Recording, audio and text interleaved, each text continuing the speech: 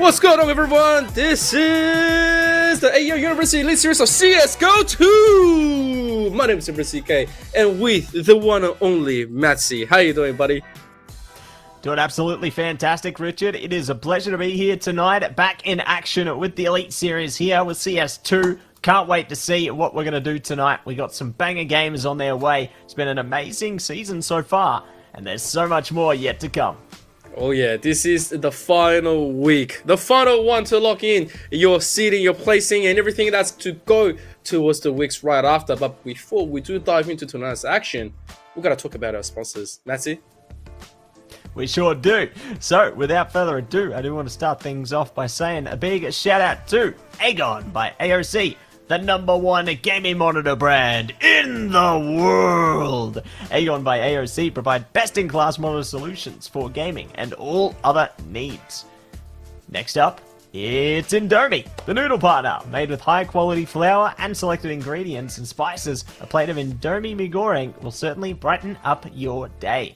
Try any one of the many flavors available today from your local grocer or at indomie.com.au.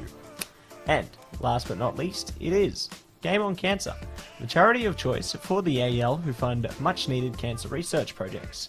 For every student sign-up, the AEL donates a portion to Game on Cancer. So if you'd like to donate, please head over to the AEL's Tiltify campaign page and you can check that out through the QR code below. Beautiful. Thank you so much. And of course, thanks to all those sponsors to make this happen. They are absolutely amazing. So please do support them, check them out, and of course, go and eat some as well because we love a beautiful, delicious plate of Indomie noodles. And moving on to tonight, we gotta talk about our standings. We have 6 teams that has been battling it out throughout this Elite Series, and right now leading, it's the RMIT back onto the top, having been only defeated once in the weeks, which actually came as a massive surprise. But at the same time, they are going to be solidifying their position, following by Monash, UNSW, UTS, UAM, and ANU. Like, it's just going to be amazing to see exactly how much these teams involve, and of course, seeing just how much they can continuously improve. Matsi, what do you reckon? I reckon it's anyone's game at the moment, honestly. Like, the only reason that there's a big difference at the top of the moment is due to round difference, but obviously keen to see how things shape up when we do get deeper into the competition here. As you can see here, we've got tonight's games starting off strong with Monash versus RMIT. Keen to see how those results stack up here. We've also got UOM and UNSW on the second one on the fight card there. And to tie things up, it is going to be ANU taking on UTS. So definitely eager to see how our games shape up this evening. Oh yeah, so moving on to the first match of tonight, Monash against RMIT. It's going to be pretty sweet. Like, I remember just how many people is just putting on such a show from RMIT. They've had subs, they've played without subs, they've had all their best guys to play. And of course, Monash on the same time. You know, you have Sunshines, 5+1, you know, you have Clean CSJ, you have Mob, which actually came out swinging. I didn't think Mob was going to swing, but on week number 1 and 2, the man has been putting frags after frags. And so very keen to see his performance tonight. Yeah, maybe Mob will go 100%. Who knows, Richard? Could even go beyond 100%. Definitely eager to see what comes out in there. That's for sure. No, it's great to see these up-and-coming players and, you know, to see some stars in the making from each of the individual rosters there. It's definitely going to be a big challenge for Monash coming up against the likes of RMIT. You can see the rosters on your screen now. Richard was alluding towards Monash earlier. So we've got Clean, CSJ, Mob, Sunshines, and 5+1 taking on the likes of RMIT in Ruffleco, Maker, Lime, Lucas 222, and KO. So RMIT, they've had, I guess, a couple of different additions, right? Because we did see Ruffleco take a step back for a week. I think they had some other commitments or something. So good to see that Ruffleco has managed to take the reins again, and they're back in action. Yeah, definitely. We have seen them play, and it's really good. It's really good to see that RMIT is giving every player a chance on the roster to, you know, obviously come together, practice that synergy just in case there's emergencies here and there, and you know, especially when it's still exam time as well. And yeah, looking at Monash, it's going to be a really good play. If we talk about the vetoes tonight, RMIT started the band with Inferno, followed by Monash with Overpass, followed by Anubis, Nuke, Ancient, Vertigo. So we are going to have a Mirage starting, and it's going to be quite interesting because obviously if you're not used to CS2 news, map pools are going to be updated very soon, and boy oh boy do we have some that is still same, but some being welcome back. I'm keen for Dust 2 to be back. I'm very keen. It's the old faithful, my favorite deathmatch map. You know, just get in, click heads. That's all you can ask for. Love Dust 2. Now, I'm very curious to see, I guess, what they're kind of doing, because we've seen, you know, some maps rotated in and out here and there, and I'm eager to see, I guess, whether their direction is to take Overpass out of the map pool in order to like update it and then rotate it back in, whether we see something else potentially rotated out and or back in the future. I'm very curious of their direction, because, you know, it's been interesting. Like, I'm surprised that they brought Dust 2 back, I guess, so soon, you know, because obviously they rotated it out somewhat, I'd say, recently, if you're talking about map rotations. So yeah, it's interesting to see Dust 2 back, and I'm curious what else might make its return later. Who knows? Yep. You know, I'm the same. I was actually very surprised that Dust 2, given the limited time that we had in and out, it's already made its comeback, especially with the updated. Well, let's just say, if you aren't familiar with Dust 2, I guess you're going to be immune to what all the other players from CS is going to be, is that we're not used to the big fat box that's now standing in the beginning of spawn. So, you know, that's just something that we are going to be missing and complaining for quite a long time. Overpass, I guess it has run its time. I'm not sure if they will update it as much as they would, because I think Overpass is okay at its current position. But I will say, if they do want to bring something back, well, you know, they never count things out, you know, because Matsy wants a few case openings, so please, you know, put the good old, yeah, you know exactly. Hey, can't go wrong with too much cobblestone, that's all I'm saying. I had a case or two of that back in the day. I'm shattered, I opened them. That's all I can say. But no, we'll see what the future holds, you know. I'm definitely eager to see what's in store. We might see new maps wrapped in, you know, like what they did with Ancient and Anubis. You know, we could see some brand new faces make their way into the pool in the long run. But ultimately, it's all up for wait and see, you know, with the future of the game. No, it's interesting the way, I guess, Valve do things, but they do them for a reason. And it keeps things fresh and keeps it interesting. Here's a question for you, Matsy. Like, do you reckon, right, Anubis, not Anubis, Ancient was sort of like the after, like, you know, the child of Aztec and... For sure. Yeah. Yeah. If we had a chance to get some of that element put into the future of Ancient, or maybe just bring Aztec back in lieu of it, but it's like full updated, you know, they cut the map down, you know, make it into a square shift and to 3 different sides, oh no, sorry, 2 sides. All right, let's not go 3 sides, let's just go 2 sides and, you know, cut the map down in half, reduce it. What do you reckon about that? Yeah, no 3 sides. We're not trying to be like the cartoon game. Ah, that's true. That's true. 2 sides. 2 sides, but you know, when you come out from Aztec from the double doors, you have the inglorious, like, you know, the 2-side shootout surrounded by the bot. Like, you know, what will happen there? What do you reckon? Oh, I reckon it'd be pretty incredible. I always liked running over the bridge. You know what I mean? Or yeah. Like coming up from the little like. The little river like, canal section at the bottom. Yeah, I loved running up the stairs, and then there's like someone waiting for you around the corner. Yeah, that was too much fun, man.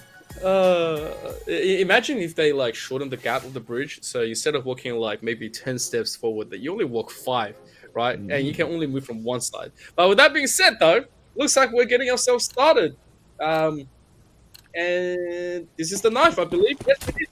It is the knife, and I guess we're going to be taking in what side it is.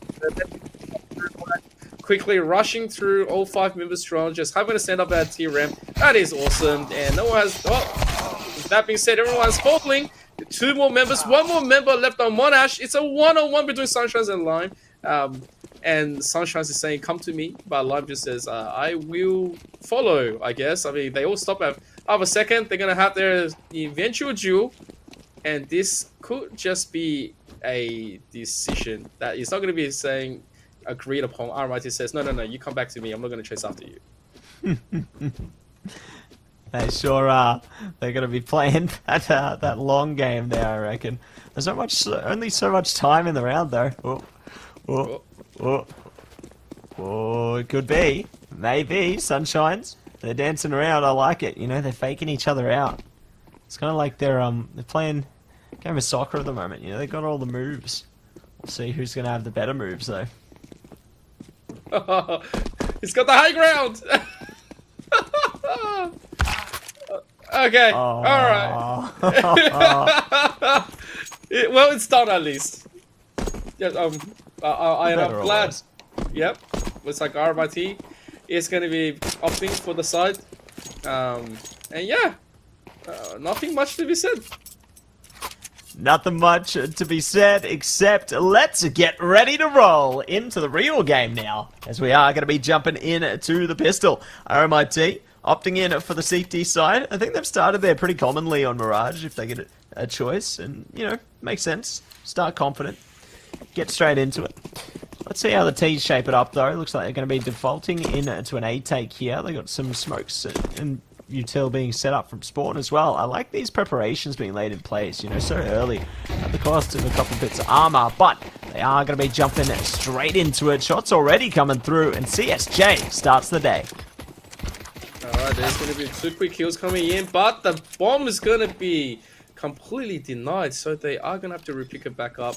However, it's a 4-on-2 situation. They should have plenty to deal with this. Up to Lucas and KO. Right now, looking, they do spot one on top. And, however, they are just going to make him pay for it. They have to go into duel all 4. KO quickly going through. Gets nice damage in, but not enough to finish the kill. And right here, he wants some more. There's going to be Lucas trying to clean this up. 1 on 3. Mob is quite low. However, he is going to be cleaned up. Lucas now, time is starting to go down. He's going to quickly clutch a little bit. There's the fake.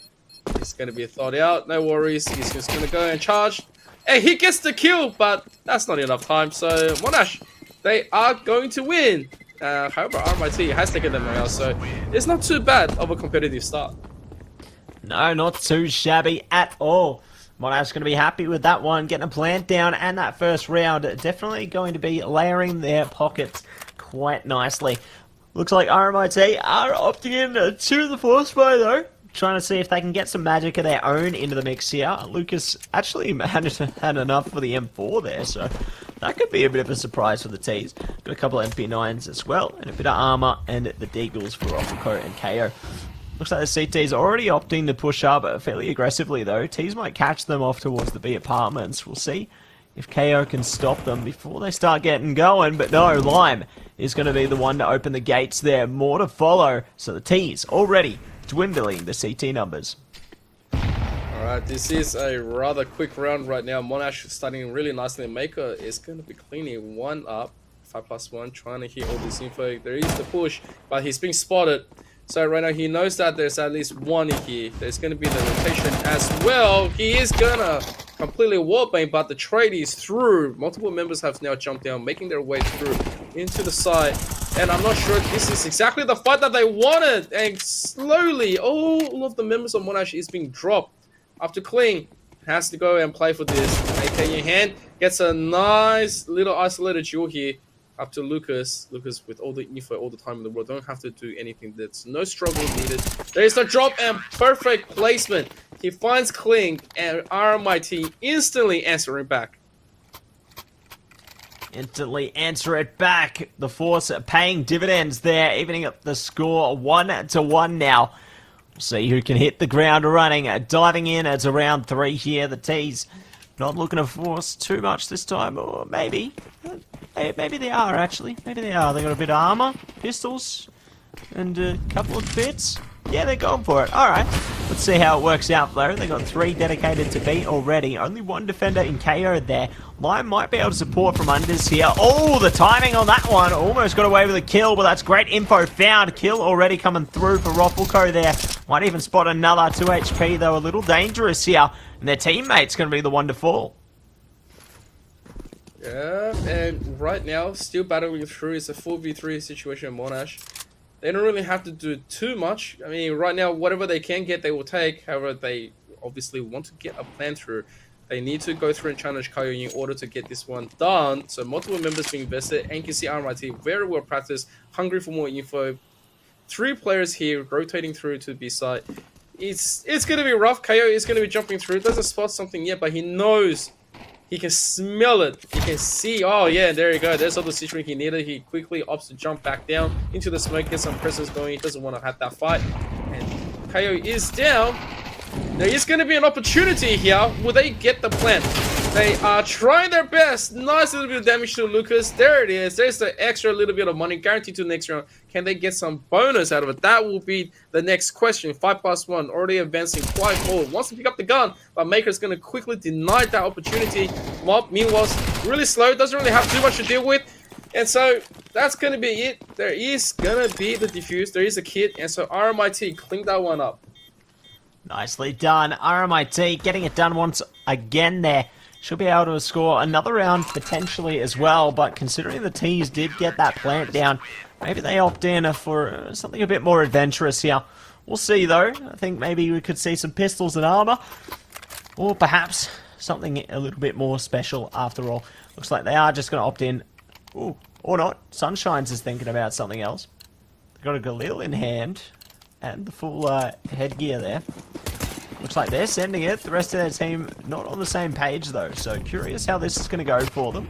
Low dedication to the round, maybe could net high returns if Sunshines can really pop off here.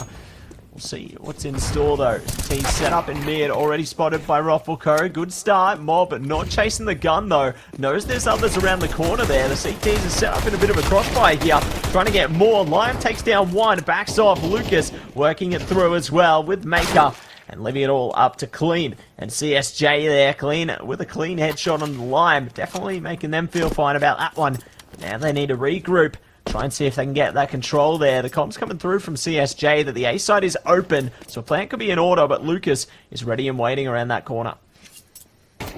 Alright. I mean, they are trying to get a little bit more frisky on this kind of a play. CSJ making to the side is not clear just yet. So this could just be awful for the position coming through, and they are not going to get those jewels. CSJ trying to provide a little bit of fire, but Kling made his way through.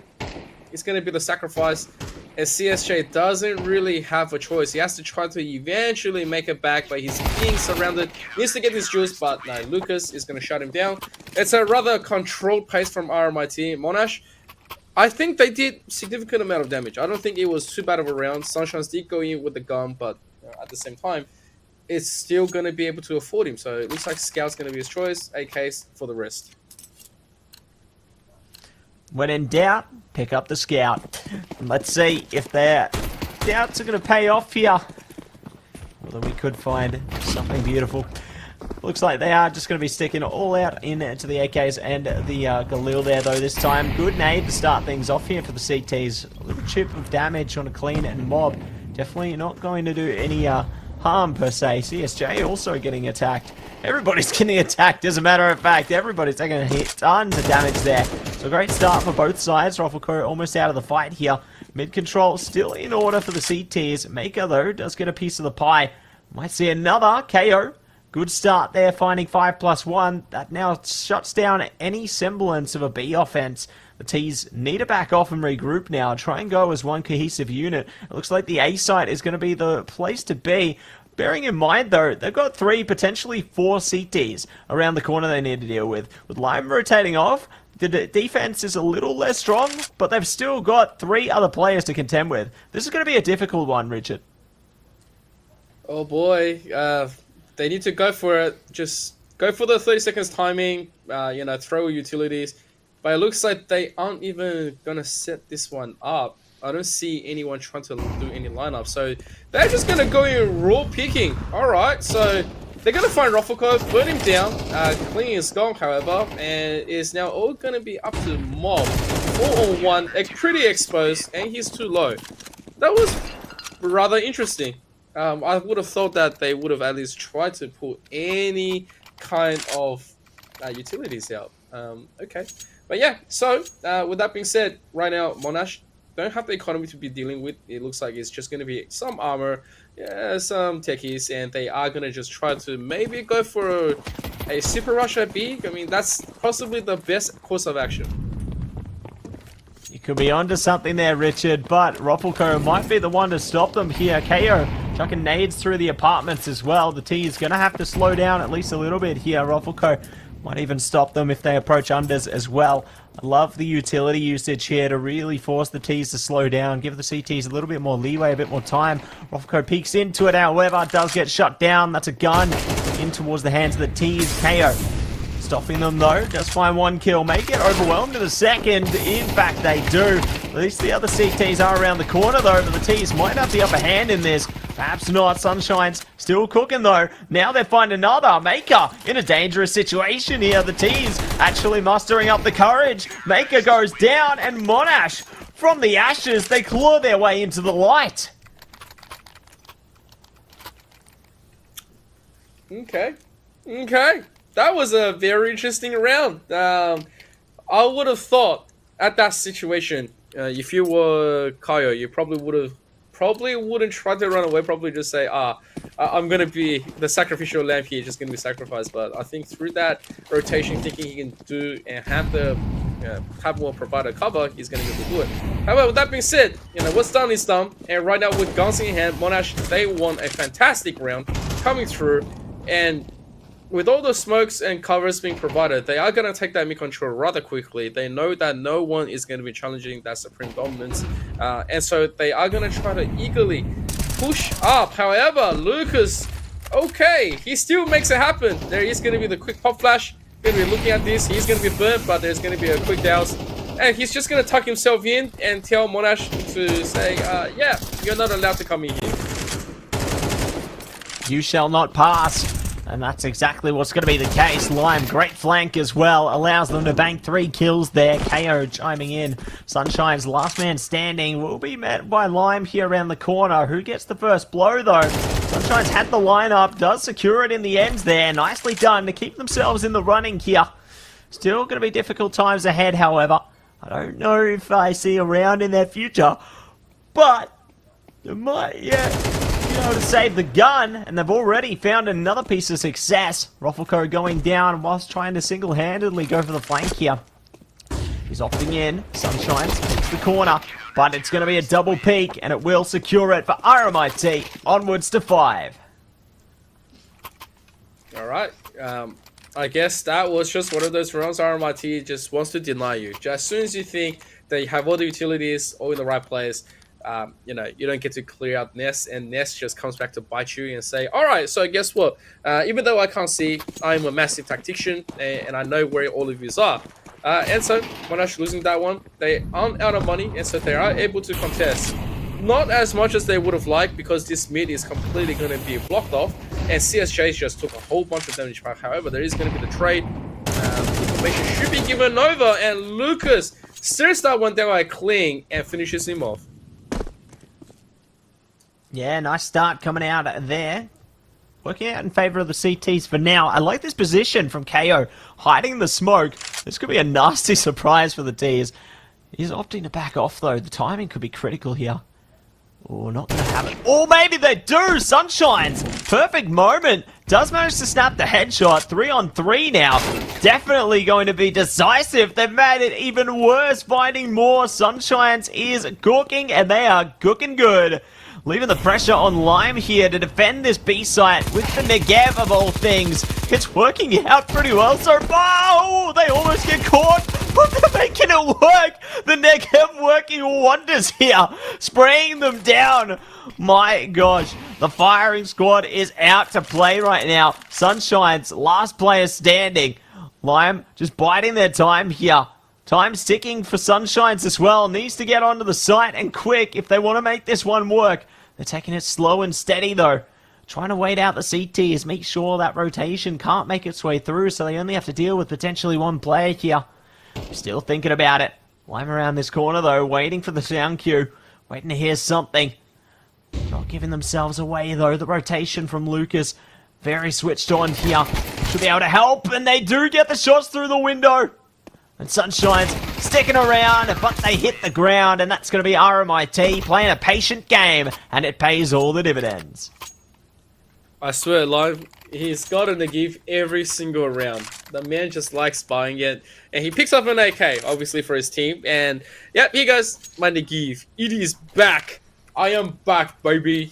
and we want to keep it rolling. Monash right now, Sunshines does have an AK, but if you look at utilities, it is in the absolute stinker. There's nothing that they can do about it. Trying to go body to body trade, they are gonna try to opt as much as they can in contention.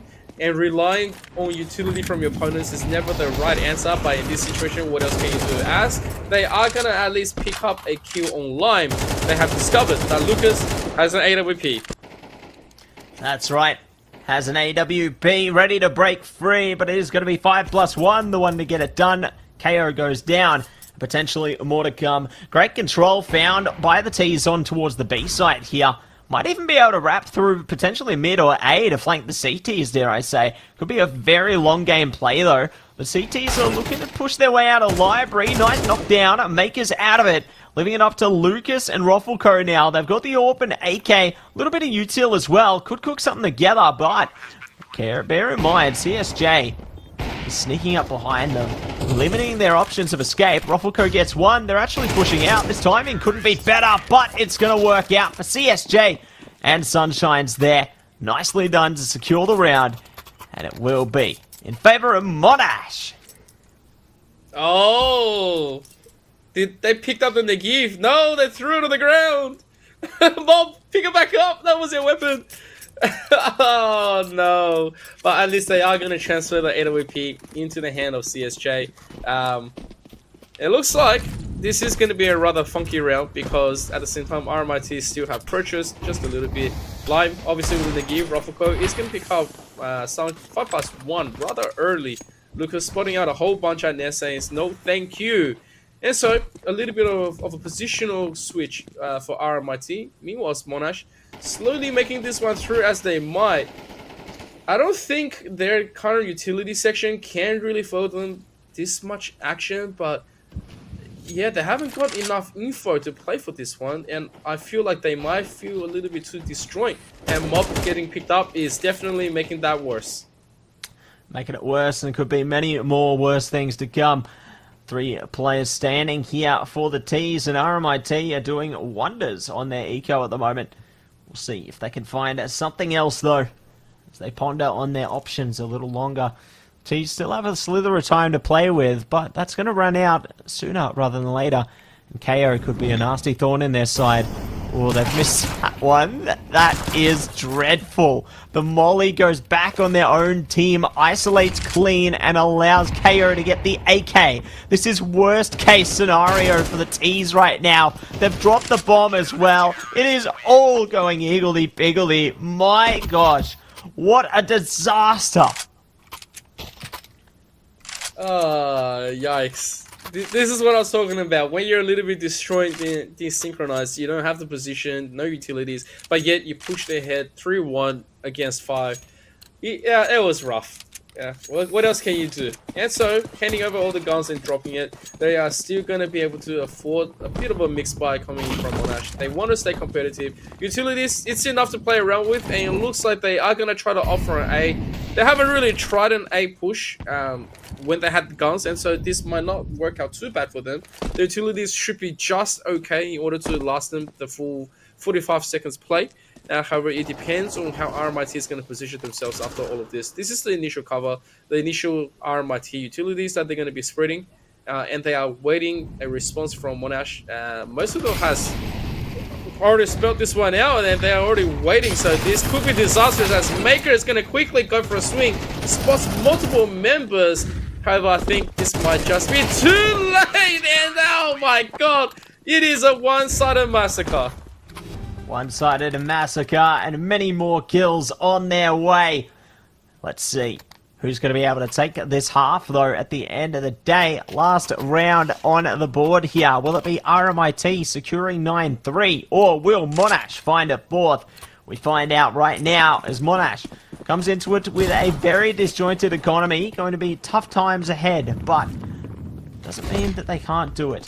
Let's see if it is their time now. Good push through unders there. Lots of damage already dealt through. Goodbye, Roffelco. Confidence going to be their undoing in that one. Giving the T's a bit of an opening through towards this B site. Bear in mind, though, they've got Lime to deal with. And Maker has chimed in on the action as well. All T's at their battle stations. Let it rip it, Richard. All right, please rush through. Lively is just holding his breath. He knows they're here. He can smell it. He's looking. He's waiting. Yeah, let it go. But it's just going to be the one, unfortunately. The dream is not alive. However, he has provided heaps of value for his team. And right now, it's a 3-on-2 shootout. Coyote barely covering this one, waiting for a little bit of a visual. Sees the head, pops it instantly. And now up to CSJ. One man with a lone AK now. He was a scout. And now, with that cover smoke, he is going to quickly back up wisely. However, time is not on his side. He needs a way to go in to get something done. This is the last round before the switch, but RMIT is going to camp all of the positions out. He doesn't really have a choice. So, I guess in this remaining 30 seconds, he's going to just discuss what we're going to do once we go for the switch. Because I don't think his chances are quite good as everything comes to a standstill. He is looking, RMIT is baiting. They are trying to provoke him to come out. They're saying, come on, accept your fate. We've been waiting. Just do it. And slowly CSJ is going to take it. He sees one. They see here. Lucas. Oh, okay then. Yep. Doesn't want him to get the kill. Fair enough. That's fair. Yeah, keep the stats intact. I love it. I love it. My God, look at Lucas. He's on 19 kills already. Going absolutely wild in this one for RMIT. That is incredible. Almost on 20. We'll see how this second half goes. But RMIT are going to be the ones to secure 9-3 to kick off here. Let's see how their T side goes, because they were playing pretty aggressively on the CT side. You saw some semblance of that aggression in their defense. You know, they like to push up. And now they're on the side that's made for pushing up. So let's see if they can push up and go to the stars here. Already, Peekaboo, I see you towards middle. Could be Sunshine's in the firing line. If they do get caught here, perhaps someone else. It will be a trade-off to begin. Nice start for both sides. And let's see who's got it in them now as the CTs find another. Alright, bringing down Lime is big stuff. They have to be very careful. Rufflecoat meanwhile is providing value. Does see one.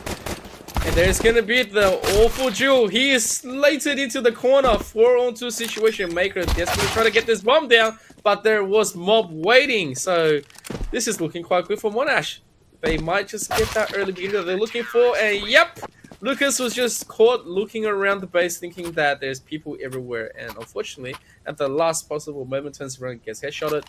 And so with this, Monash has the ability to start off things really aggressively. They get the early guns, they're able to play, they can buy the utilities, which is heaps. However, that only works against most teams. And RMIT is not most teams because they have picked up 2 scouts. Not 1, but 2.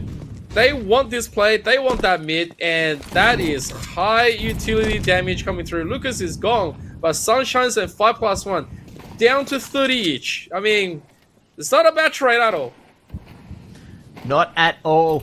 And let's see what else is going to be in store here as we jump a little deeper down the rabbit hole. Still plenty of time on the cards here. Rufflecoat just tiptoeing around. May get met by a mob if they peek around that corner a little too closely. But still just going to hold their guard at the moment. Hold their own. See what could be in store. KO picking up as well. Trying not to make a sound here. Mob's getting eager though. You can see him just scoping for intel. Does get the spot there, so we'll back off. And they have the safety of the wall. So definitely looking good in that respect. Let's see if they're going to maintain their composure though. As the T's are getting closer, Richard. Oh, they are very close. They know mob's just around the corner, but they want to get a bait going through. There's still 44 seconds left onto the clock. And they got to be careful. They lose mob here, things are going to instantly turn a 180. It means that there's not enough people in the rotation and they could just all get caught out. And there is a first catch. CSJ is gone as well. And mob is down. KO is down. Rufflecoat is looking. Doesn't get the clean shots through. And Monash, they are going to be able to defend that one. But they got absolutely put into the pressure. That was a high pressure boiler room. 2 members super low. If they dropped any other could have been a very big disaster. However, they are going to be able to live through to tell the tale. Monash now absolutely alive with their current guns, utilities, everything is going their way. RMIT, it's just going to be a round of eco. They know that last one contention was just something that they are going to be testing into the waters of Monash, seeing how good the defense is. But right now, we don't need to really live and compete too hard. You don't have to think, and that was a huge nade. Kaio got bounced up, and yeah, he doesn't even get a chance. And there is the jump shot. I love that new updated graphics. As soon as you get a kill on that jump, he just sees the wings. That's something new. CSJ sees the whole time, but he's gonna keep on offering his head up. He's gonna jump every single time. And yeah, oh, but he gets nailed to the ground, and Lime with a huge kill. It has to do it one more time. Lucas now taking the place. Slowly being sorted out. 5+1 feeling brave, but loses on that duel. There's a gun donated, however the bomb is still right in front of Lucas. He doesn't get to pick it up. There is going to be people just watching the current plays.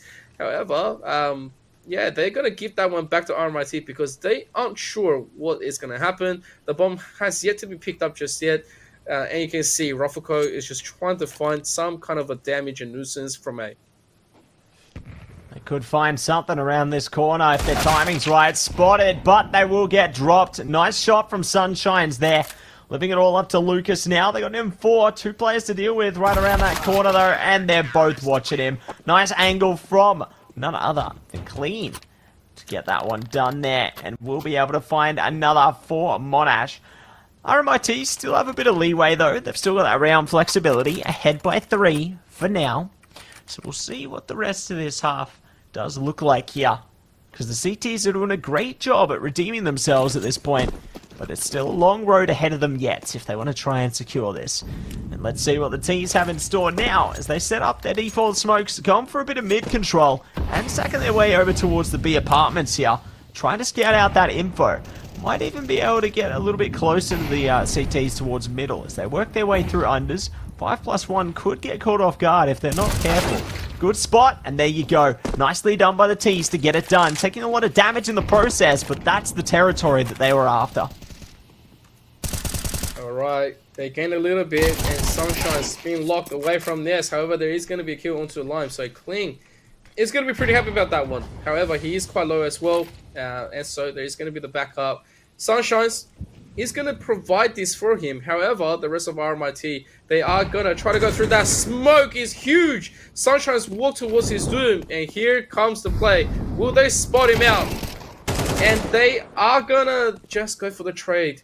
That's unfortunate loss on the side of RMIT, but it's still 3 very strong members. Mobbing was going to pick the poke through, and that is rough. As soon as he goes in, I believe he was regretting. And right now, that's just going to be a round. Clean up by RMIT. They did it methodically. They got the plant. They got all the kills. And right now, Monash needs to figure out a way to respond. But I don't think they're going to have the greatest response because their eco is not in the greatest shape. No, not in the greatest shape at all. They're in dangerous straits here, Mr. Richard. And definitely eager to see how they manage to try and recover at this point, because it's definitely going to be one narrow path, to say the least. But the path opening up already as Lime chimes in. Clean as well, trading it out there. Ropoco trying to do a bit of damage under Palace. Gets a slither onto Mob. Lucas also chiming in as well. Love the coordination here, but both teams are just trading blow for blow at this point. I really enjoy how they're able to stay competitive here. You don't know who's going to win this round. The opening could make its way through from KO though, almost. Gets the shots out. Gonna be scouted out though. May yet get smoked off, so still alive, but they're barely breathing. Oh, Kaio is just gonna rush through. He still doesn't see it. He doesn't see the CT here. He's looking. That smoke is by cover, and there is gonna be the retreat into the shadows. That is unbelievable. And he's spotting out 5+1 through the jungle. Rafuko is gone. So much smoke to the connector. It is a 2-on-2 situation.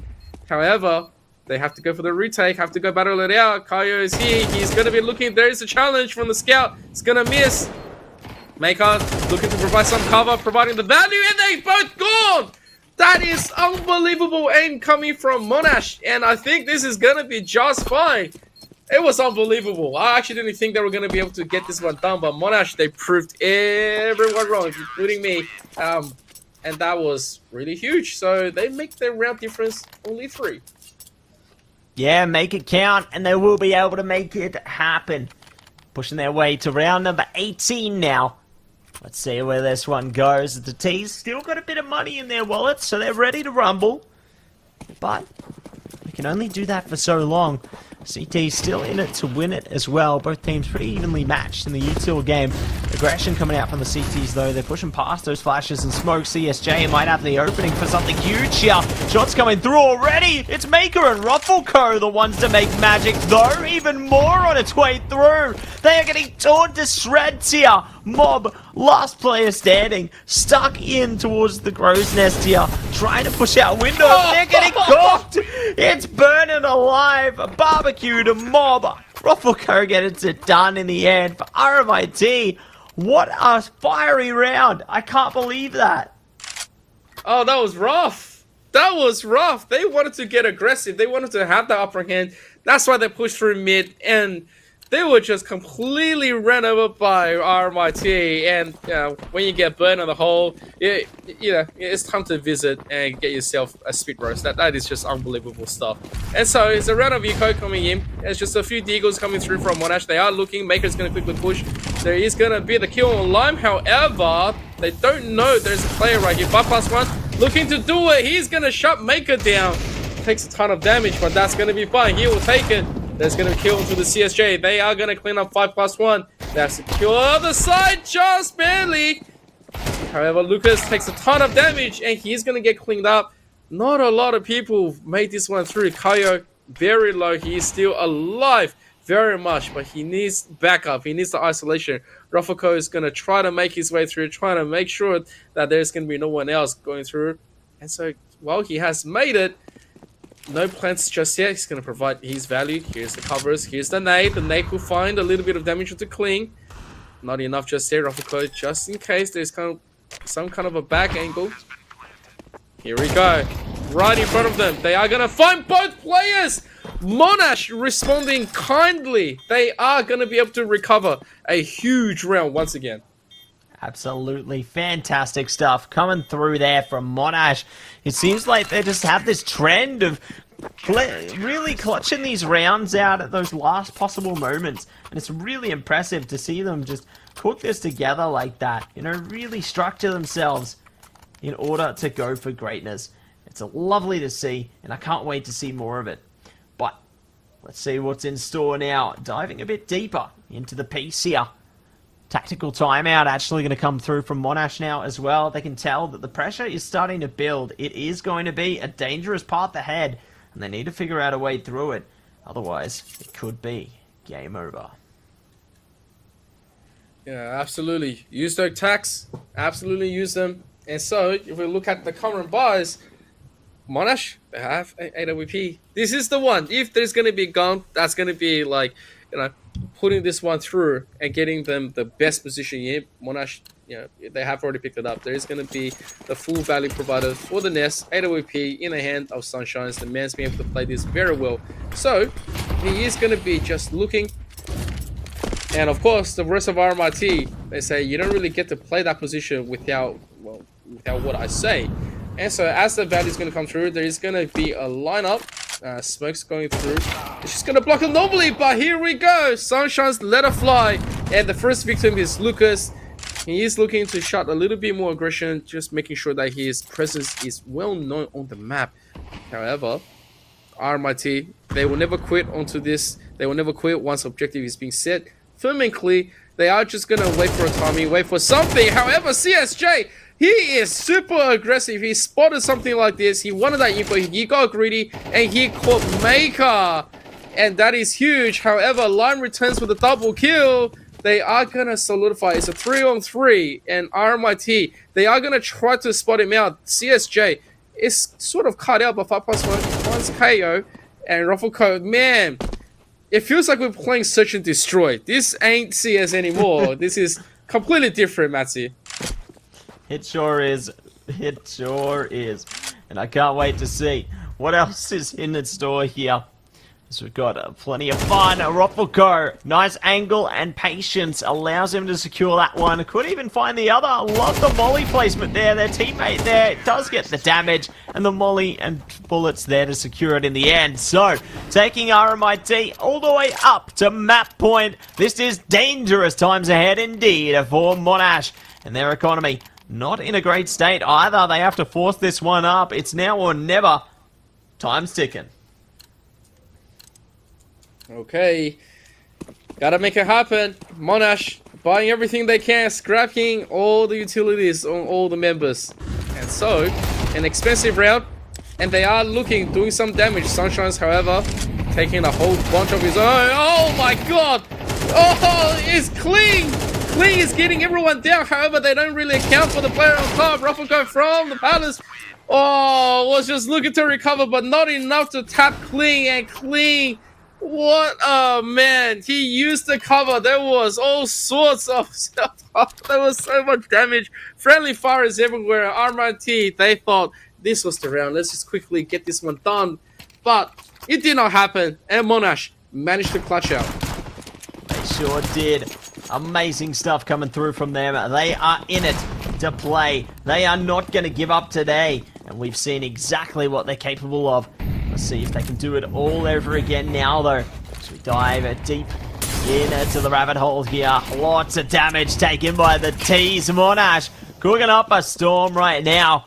The eco not working out quite to plan here for RMIT. Ruffleco maybe hopeful to take it at least one kill here. But it's still going to be its own fair share of difficulties, even trying to seek that one out. Still plenty of time to play with though, so that's one net positive for them, but it's still so many tough times ahead for them. I don't know how they can muster the courage here. We'll see what's in store though. It's not over till it's over. Yeah, never count him out. Ruffleco just needs a chance. He wants a gun at the minimum. That's what he's saying. The man says, I can still clutch out 1 or 5, no worries. That's all he thinks about every day. Where am I going to get my ace? Where am I going to get my 5k? It's going to be juicy kills. I'm going to get my isolated shots. However, all 5 members of Monash, they're all together. They are going to spot him out. There is going to be the play. He takes 1 down. He takes 2 down. Hang on a second. He goes for the gun.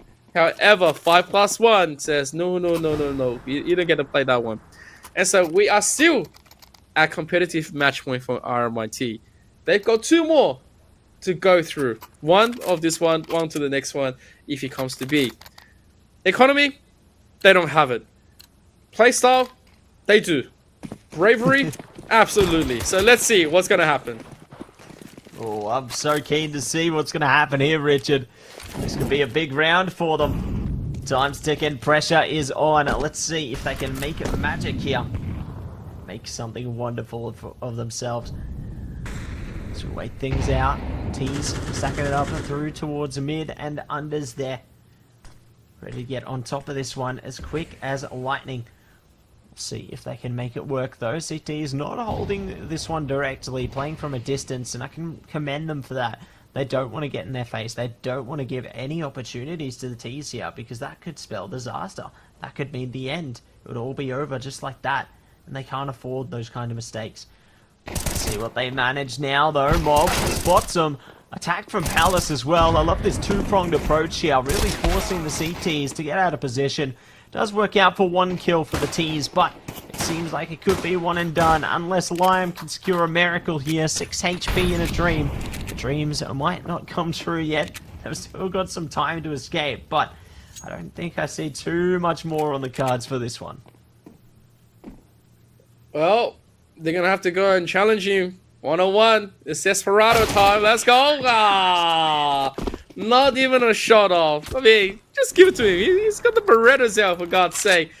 It is 12-11. Monash, if they're able to clutch this one, let's just say we're going to get our OT. However, if any misfortune happens, and I don't want to jinx it, then obviously we'll say bye-bye. So here we go. A very important and crucial round. Monash needs to focus, make sure to keep on solidifying their current way. Everything is riding it, and they are doing a fantastic job of keeping RMIT. So RMIT right here, Yep, they are just going to be smoking as much as they can. They are going to set up smokes while in the smoke, which is absolutely amazing. That's just the way, professionalism goes through in CS. No matter what you throw at me, I'm going to be able to do it. Reminds me of the good old times when we used to team flash ourselves when we want more kills. However, in this competitive state, nothing has been set up just yet. They are just going to be trading utilities. No damage, no harm, no foul, no done. Some flashes, some intermediary smokes, just to block care of Palace. And it looks like RMIT is making the play onto A. And just a quick kill onto Maker is going to make it a little bit more painful. However, Lucas going to quickly dash forward through the smoke, checking it out right after, and he's going to find a kill. Huge, secures jungle as well, and that could be the way in.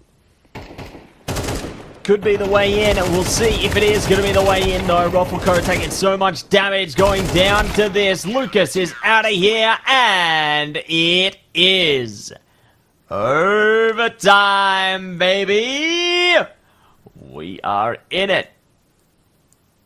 We love a 12 for 12 scoreline, and we love OT. Here we go, Richard. This is what we've been waiting for. Ooh, no one's ever done this one. It's it's OT against RMIT. We've seen them being dropped, but we've never seen an OT like this. And so, will we see a different kind of strat? Will we see something else? Monash riding on the waves of victory. Obviously, still staying on that CT right now on the first set of OT. Whoever cleans up 4 is going to be able to win. So they are looking to clean up all of the rounds on the side of CT. Maker taking a ton of damage. Roffelco doesn't really get to advance through the unders. However, they are going to pick up a kill onto Sunshines. There's another AWP. There is that threat still looming around. Kaio and Mob taking a massive amount of damage against each other. And Kaio wants some more, but he is being closed up. Being flashed as well. The man says, well, no worries. I'll just stay here, get a little bit sizzled. However, you will know that I'm here. I'm taking a ton of damage as well. The boost up into Nest, they are going to get aggressive. Aggressive and ready to be impressive as well. Let's see if they can make it happen here. Taking that Nest control now. Looking to push through the window. We'll see a bit of presence in Palace as well. The A site clear. Ready to battle KO. Don't know what happened there, but they are dead now, so that's too bad. And it looks like maybe, they'll make it even 4v4, right? Yeah, I don't know about that one.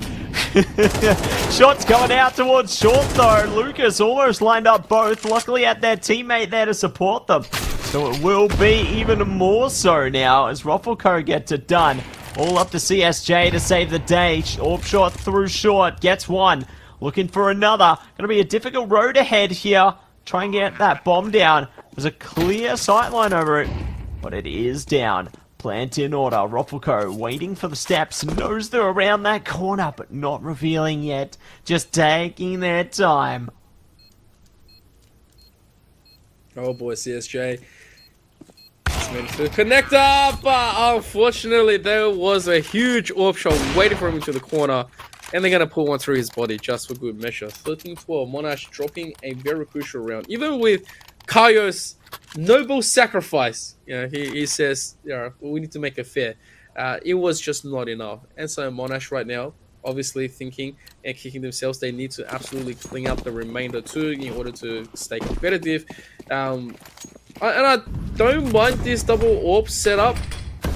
It is good. It is super threat. There's plenty to deal with, and it could just be the shots that they need. But look at all the utilities, all of the flashes and the smokes. Blocking. You gotta be careful. Lime had a shot. He didn't decide to take it because it was too narrow of a shot, I guess. And then the man says, all right, I'll let you get away. He was displaying that sniper presence. And so this could be huge. But no, Nest completely ward off. You don't get to come in and play. And so most of the members of RMIT is just slowly playing a very calm. They're selling it. Roffelco, meanwhile, going to get picked up by a 5+1. However, multiple members are making it through to the Palace apartments. I mean, CSJ, he finds the apartments. He finds the multiple members. He is coming to re-rotate. There is going to be the shots through the AWP in his hand. He wallops one in, but not enough to clean up, and that's still pretty good. They clean up the rest of the members. Now some 3-on-3. The retake is alive. Monash needs to get themselves in. That's one. However, they didn't attempt for Maker to come through. And this is going to be a rough one. It sure is going to be a rough one. We'll see who will be able to come out on top, though. Pushing through Market. Sunshine's with the AWP, clean as well, pushing with the M4. They're just creeping around the site. Maker's ready for it, has that line locked in, and there's the headshot. Looking for the next as well. I love it. They're playing around those walls. They take the damage, but the broken wall supports them, and they will manage it. Maker getting the job done, clutching it out for 14. Oh boy, that is rough. That is really rough. On the CT, dropping those 2 early ones, and now economy is not looking good because you just lost us straight up. Meanwhile, on the side of RMIT, they are flourishing. They've got the double AWP as well, picked up, just, add a little bit of a spicy complement to the current setup. They say, we'll take that mid, we'll take this competitive edge. If you want to come in, oh, that is unfortunate for Lime. I was about to say, if you do come in, they're going to get those shots through. But he lost that one, so... Yep, very unfortunate. CSJ meanwhile also getting a little bit of trade with Lucas. Nothing too significant just yet, but Kaio is gone, which now spills a little bit of question mark on RMIT. Mona has picked up 2 huge kills, and now looks like Sunshine wants to go through, wants to laser beam Rufflecoat down. If he gets an opportunity, it could be big. However, he's being spotted, and yep, that just happened. Scare. Oh god, major jump scare from Rufflecoat there, and potentially their teammates. Onwards to a 1v2 now for Maker, though. We've seen him do it once, we aren't going to see him do it again. That is going to be the round, and overtime half 1 will be done and dusted. Switching sides now to see who can secure it in the end. RMIT putting the hard yards in. But still, there's plenty more on the line yet, and plenty more opportunity to get to where they want to be. Let's see if they have it in them, though, on their CT side, or whether the spark is ignited for Monash. Diving deep in on their T side here. The time is now. Let's see how it goes as they jump straight through. Defaults coming out in mid. They got the smoke up there. Lucas just going to be hiding out for the moment as supporter Rufflecoat through towards connector there, but the T's, they're making presence through towards B at the moment. Nate's coming through as well. Lime taking a bit of damage here. This could be dangerous. KO's down. They need support. Sunshine's has already pushed up short. They're getting overwhelmed. Monash, it seems they've heeded my words. They do have a spark ignited, and they are going to a full-blown inferno. Oh, and they are strong. They have shut down Maker as well. Rufflecoat doesn't get too much out of it as well. And it's just up to Lucas. I mean, I guess if Lucas finds those kills, that would be great. But I don't think he's even got a chance right now. He's going to get the 1 for good measure. 6 in the chamber. He gets another one. Needs to reload. But he only has 6 health now. So he's just going to wisely back up. There's not much that he can do about it. There's not enough time. Doesn't matter if you had the kit or not. And yeah, it's a rather interesting one, to say the least. Because we didn't think the rest of Monash had it in them to go for a huge play onto the B side. Mob is gone. Okay, I think he severely underestimated the blast radiance. But yeah, that's just going to happen. Happens to the best of us, mate. You know, sometimes the bomb... bit more effective than we thought it would be. Just a little bit. Poor guy. That's going to be the round, though, done and dusted. A timeout to come out from Monash here. Definitely important, critical even, at this stage of the match, because we're getting into really dangerous territory right now. Both teams are really giving it their all. They're playing their hearts out here. You cannot afford to slip, because if you do, that could spell your demise, and that is not what you want. If you are going to be playing this series to the best of your ability, it's definitely going to be its fair share of difficulties and challenges. We'll see who can conquer this challenge, though, and take themselves to even greater heights. Alright, to the greater heights that we go. Guns ready, no AWPs. Oh wait, there is going to be the one. I do apologize. However, Lucas jumped down from the nest. He says, "Come by me, I am right here." There is going to be the fast play onto A. They're already there. They're already in.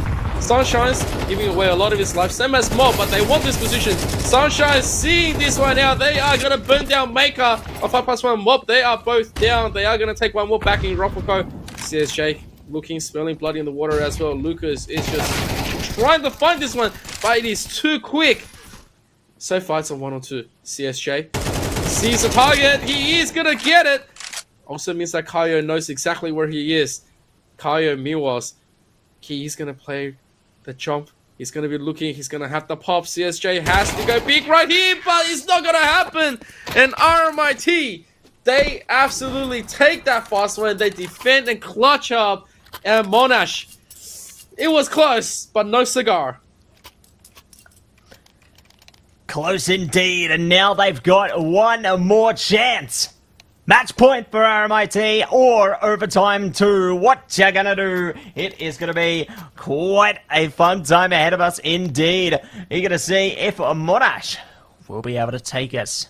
It looks like we do have a technical pause coming through right now. So it's you and me again. Hey! Woo! Hello. What's up? What's up? Yeah, I know how the players are feeling right now, Richard. Do you want to know? Do you want to know how the players are feeling right now? How?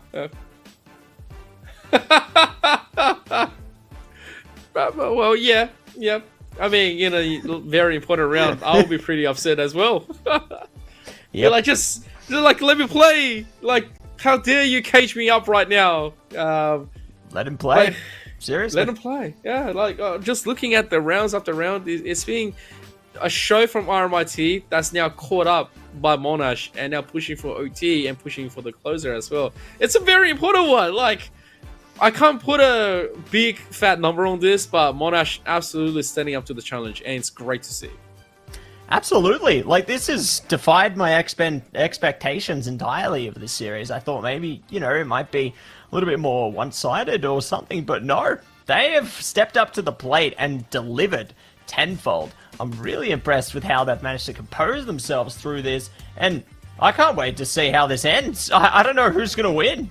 This is what makes a great series, seriously. When you don't know who the winner's going to be. True.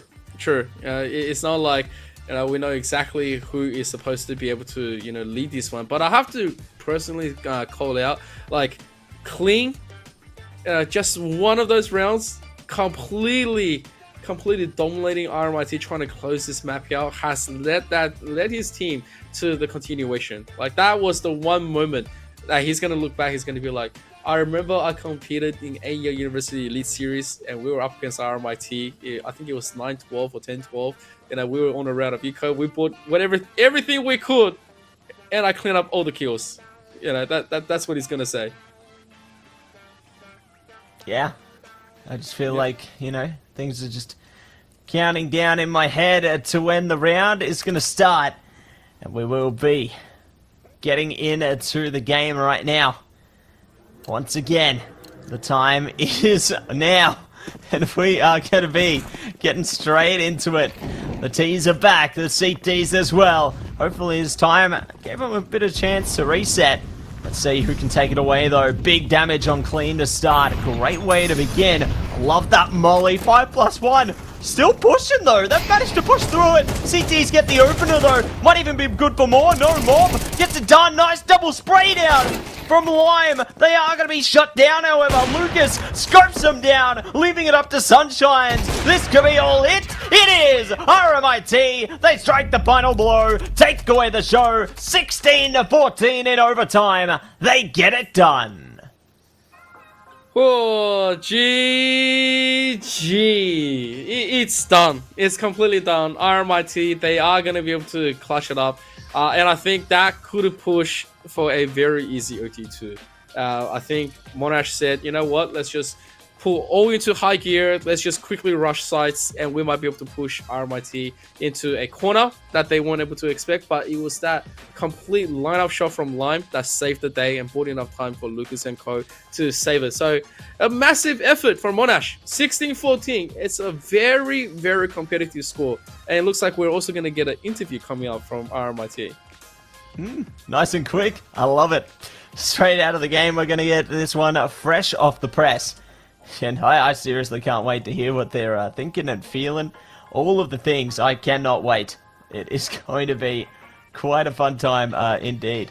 Curious who we're going to get, to be honest. But we'll find out soon. That is for sure. Definitely a great map, honestly. A great way to finish. I feel like maybe that last pause might have been their chance to, really just compose themselves for a sec. Because, you're just locked in. It's all go, go, go, go, go. When you get that chance to stop and think for a second, it can really go a long way. It's true.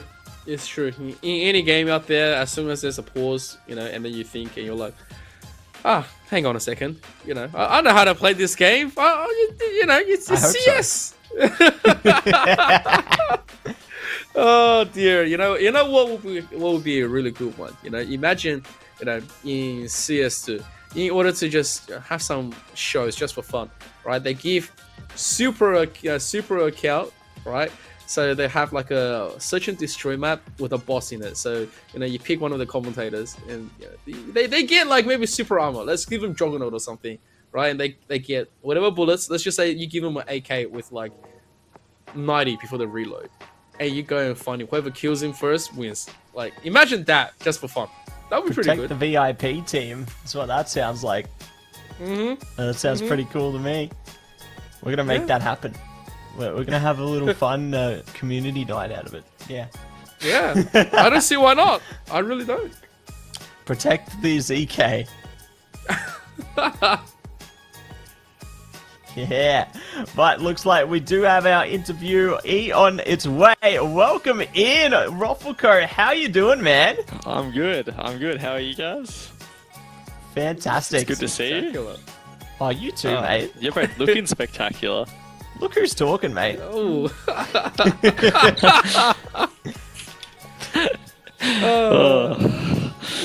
Dude, congratulations for tonight. Wonderful victory. Lots of fun plays. How do you feel right now? It was good. I feel good. I'm glad we won. It was a nice game, very close. Sunshines is actually a troll for getting his ESCA game scheduled for 7:30 p.m. while we have a game at 7. Yeah, he's a fool. But I'm glad we got the win. That was a good game. Those guys, they're average at best, but we're just relaxing. We're in 4th gear, so thought we'd give them a chance. It's been some more fun games this season, though. I think a lot of the teams are mechanically better and they're sharper, and it makes for an entertaining match rather than some of the blowouts we had previous seasons. Yeah, I definitely can agree with you there, mate. I think that, the teams definitely have shown development over time, and it's really impressive to see from our standpoint as well. I'm curious to see what the, the teams will look like by the end of the season, because obviously the standings at the moment are pretty even towards the top. Like, I thought, we'd maybe have a bit of a blowout from one team in particular. Oh, yeah. I don't know which one. But, no, it's great that it's been a lot more competitive. And I guess with that in mind, like, do you feel like some of the teams are making you sweat a bit more? Or, like, do you think it's still pretty comfortable? I think we're still comfortable. I think in order for us to, really respect these teams, they have to beat us in a best of 3, which has pretty much never happened. But they are sharp. They're making us play harder. I think a lot of our own detriments come from ourselves when we just troll. But that's easy to use as a cop-out. I think that first loss on Vertigo was definitely just us coming in like, we're going to destroy these guys, like they suck. And then they beat us and it sort of humbled us a bit. So it's good. I don't think anyone's afraid to play any of these teams yet though. Like I said, until a team beats you in a best of 3, in a match that sort of matters, like finals, you don't fully respect them. That's just the way the game is, But they definitely are playing better, and it makes for more entertaining or more entertaining casting and observing. So it's good. No, absolutely. You know, yeah, those are the words that you put out. You know, in the beginning of this season, you said we're going to be clean, not dropping a single round, and now it's saying, "All right, boys, it's time for you to come and beat us in a best of 3. Otherwise, you know, you get no respect from us, and we'll continuously just go with whatever that we feel like." So there it is. All the other teams that's watching and listening, that's the challenge issued by Rofako right here, the man himself. Thank you guys. You guys are the best. Once again. Beautiful cast, beautiful production. It's great. The Uni League has come a long way. It's been very good. You guys are machines. Keep it up. When does finals start? do you guys know when finals starts? Later in the month. Because I need that money, you know. Well, we're gonna have to discuss this with our head admin BK to provide the official details soon. But all good. You'll definitely know. But before we do conclude this interview, is there any shout outs you would like to give? Shout out to what are the sponsors? It's a Indomie. Indomie. Shout out to Indomie. Shout out to AEL. AOC. Good monitors, guys. Shout out to the charity that you guys are still raising money for, or still supporting. Shout out to that. Shout out to the Redbacks. That's our chant. Hear us sting. Redback. Shout out to my girlfriend for always supporting me. Shout out to my friends, my grandma, my mum, my family, you know, my sister. Shout out to my team as well. Couldn't be here without my team. I wish it was a one-man game, but it isn't. It takes 5. So shout out to my team. Yeah. We love it. Cool. And shout out to RMIT. Hashtag RMIT. Huzzah. That sounded cooler in my head. It's cool in real life too. Mm-hmm. Thank you, guys. Yeah. Thank you. I want to see you in an RMIT jersey, mate. Might have to happen. I don't know. Might have to happen for the finals. Might have to whip out the old RMIT Redbacks jersey. I've won multiple championships in that bad boy. Haven't washed it. Still got that smell of victory. So might have to pull it out. I don't know. We'll see if RMIT can dap me up with a new one, but I don't know. All right. We gotta wrap it up, guys. We got the head admin telling us to push it along, all right? So have a good night. Stay fresh. Stay university. Peace. Peace. Thank you so much for joining in, Rofako. Definitely great to get some insight there, and great to see. Always happy, always full of positivity, and that's exactly what you need. And yeah, it looks like that was the interview from RMIT. However, it looks like this should be it. Like, we should be going into our second game of the night, and we are ready, Matsi. Like, you know, not sure how we feel, but I am fired up for the second one. So let's get into it. Yeah, you know how I feel. You know how I feel, Richard. Hey, you know what? I actually have one as well. I have one, but I need to go and get it out of my daughter's room. We'll keep it locked away for now. I love it. But yes, next up it's UOM taking on UNSW as our second piece for the evening. We've started on really strong tonight. That first matchup going all the way to OT. Crazy. I definitely was not expecting that. But we're going to take a look at our rosters real quick. Oh, and there we go. On the side of UOM, you have GGZ, 2CCZ, Al-Qaeda, Chimera, Attila, and of course FWA. And on the side of UNSW, you have Mean, Cross, Gibbs, Dead Set, and Septic. This is a pretty go-to game. I'm looking forward to seeing what both sides has come to offer. It is going to be Overpass. I think this is... Wait a minute. This is Inferno. This is Inferno. It's Inferno! God! This is one of the last times that we're going to get Inferno, I think. But let's just take it, breathe into it, you know, get some blood into it, get some beautiful knives into it. And yeah, this is just going to be a beautiful night. I think it's already a beautiful night, and it's going to get even more beautiful very, very soon when we take a little swim through the canals of Inferno. You know, I've always imagined what it would be like just being one of the fish in the fountain on B-side.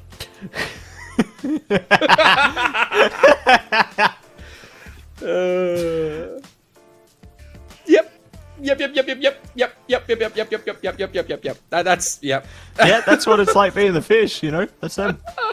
Yep. You know, it's kind of like the seagulls in Finding Nemo. Mine. Oh Yep, yeah. yep. Let's enjoy this. One of the times that we are going to be enjoying the updated graphics. I feel like ever since that Inferno has been completely updated, we don't get enough plays into it because no one wants to play. It's all being Vertigo. It's always being Overpass. It's always Anubis. being Mirage. And Anubis, yeah, more Anubis than anything. God and so, save us. yep. How do we even see this map for what it is? It's changed so much. Man, at least it's not ancient, man. That's all I can say. At least it's not ancient. Praise the Lord. Alright, we are into the game though. Gibbs going to be holding on to the A side at the moment, has plenty of support. 4 CTs ready and waiting. The T is storming out of the apartments now though. Shots coming out. Nobody's down yet. Now they are. Speak too soon. The CT is swooned in on it. Take down one after the other, leaving it up to GG2Z and Attila at the moment. Let's see if they can manage it here. Muster up the courage. Septic jumping into the apartments. Getting almost knifed. And they will swindle the round. A nice start for UNSW. Oh boy, this is what we like to see. Get very, very dangerous and up close. It's something that we love when it comes down to execution.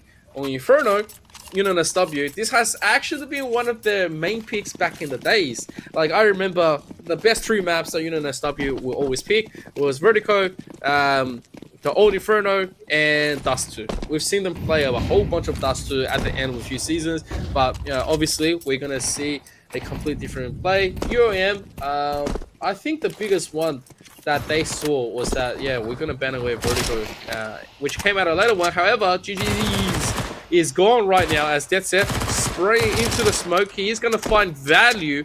They don't really have a chance to really push him through. FWA also gone.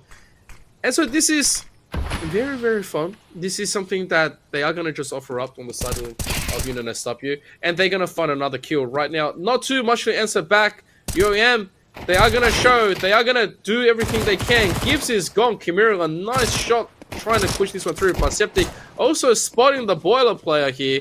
Up to Attila to find something. He's quite low.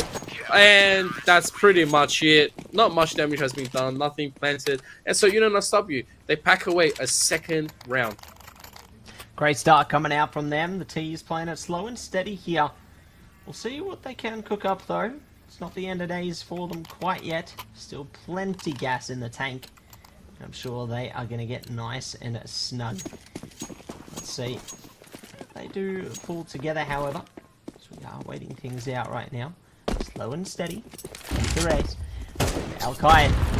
Going to see if they can get something here. Good damage coming out. The T is taking quite a bit though themselves. Gibbs holding steady, but does get shut down at the barrels there. Krabs luckily still there. Second line of defense. Might not be able to outlast the T's though. Gets 3 kills. Definitely plentiful amounts of reaction there, but still plenty more to do yet. Alright. There is going to be the smoke. At least it's going to give you all the cover that they need in order to get this. A little bit of nades are going to really find too much value. However, Septic and Ming, they have kits. They have utilities. They can afford just a tiny little bit more delay, but they are going to press go. That is the button. They've already spotted one. And there is going to be the boost that they weren't aware of. So both just run into their doom. And this is, I guess, something that a lot of people don't want to be playing into. Is that when you're at the B, you have the fountain. And from all the plays that you've done in the last few seasons, you're not used to seeing the different kind of things that can be offered as defense. So, yeah. it's going to be very interesting. UAM, they're able to obviously pick up the round with the guns, which means that they don't have to do overly too much. It's not going to be excruciatingly painful for them to rebuy. And at the same time, once again, they are going to try to dictate that little bit of a pressure. Banana obviously completely locked away. They don't really have the waste challenge. And I'm very surprised by how they are pushing. They are just going to do it nice and steadily. They don't even want to rush. They know it's so expensive to be rebuying their AKs. And yeah, this is a rather slow start. Slow and steady. We'll see if it is going to be able to piece it together for them, though. The T's playing brackets at the moment. Chimera, nice shot there. Catching Gibbs at a perfect moment. That's going to be the opening UOM are searching for here. Still got plenty of work to do, however. Chimera could find another. They peek this corner. Oh, look at that. They've got the timing. They've found another kill. Min gets one back, sure, but it's traded back so quickly by Chimera there. Really piecing things together. He's going to be a kill to come through from the CTs, however, to settle the score a bit. 3v3 now. But the T's have already got this B-side control, so nice and easy pickings for them to just hold steady for the moment. Alright, Cross. This man's been able to pick up a very important kill right now. He only has 8 health, but he can provide a really quick value. I mean, there's no point to hold this one back. He's going to offer some utilities as well. That's it, looking through. There is the trade. And they will take it. That's it, packing that one away. However, it's not enough. Chimera and GG is still waiting around the corner.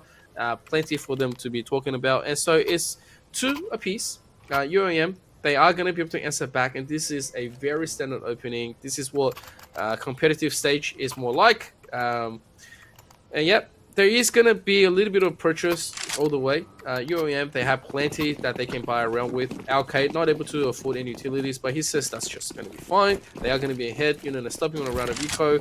Looking to come in as a whole unit. There is the 5 currently expanding Gibbs, taking a little bit of damage right here, but 3 members gone. FWA and Al-Qaeda is just going to put everything through, but there's going to be only the 1 kill through, and that's pretty much it. UOM take a rather nice and comfortable round. Nicely done. UOM pulling ahead into the lead now. Definitely showing they mean business, and they mean it the whole way through here. See if they can manage to muster a bit more out of this one, though. Obviously still plenty of opportunity here for both teams to really cook some amazing stuff together. Let's see what is going to be in store for this one, though. Let's take it slow and steady. Wandering on our options for now. Needs to come out of Banana. Great control being taken by UOM early. They've got a couple to deal with, just defaulting onto the site here. Let's see where this one goes. Kraz already taking a bit of damage there towards the halfway point. Trying to hold steady. Does get damage through and will find Chimera. So a great start to come out here. Kraz redeeming themselves on this side. Alright. GG's looking for a little bit of opening. There is going to be retaliation. The Molly standing right in front of him. He's going to have to wait a tiny little bit. But however, it looks like UAM, they have decided that B is going to be the play. They have rotated as much as they can. Al-Qaeda hasn't really put in too much over, but they are going to find Cross through the smoke. That's a huge kill. This opens the map completely, especially on the side of UAM. They can turn tail at this second. However, no members of Union SW has actually rotated. That's rough. Because Septic just spot this one out. They don't have to rotate. They just play as it is. Oh, trying to get this one through. There is going to be the trade. Not too bad. However, they just rush through to Gibbs. AWP is gone. Don't checking Min. And he gets away through that smoke. This is looking rough. It's 2-on-1. FWA desperately trying to get that bomb down. He's going to throw a utility. His head is being popped, but he's going to take it into a 1-on-1. FWA has a chance. He's making lots of noise. He's planting. He doesn't know where Min is just yet. Oh my god, he gets the kill! That is a huge clutch on the side of UOM. Managing to get it done once again. They've taken 4 in a row now. UNSW showing no signs of coming back at the moment. This is a dangerous path forward for UOM at the moment. Really showing their confidence on their T side here. Forcing UNSW into an eco. And I shudder to think what else could be in store here. There's definitely a path of blood ahead of them. T's now looking to settle things slowly though, defaulting their way through, just trying to scope out if anyone's gone for a rush perhaps. I like the fire through towards Banana, holding people in position for a little bit longer. The T's looking to split it through mid and Banana for now though, see where they can find a pick first potentially. Working brackets, they may have open pickings on Dead Set and or their teammates in Gibbs and Min, but Min does find the opening there, taking a bit of damage though. The T's not able to get the kill just yet. They've lost 2 players already. It is really not going in their favor right now. These CTs have picked up an AK as well. The T's need to get something in their favor and quick.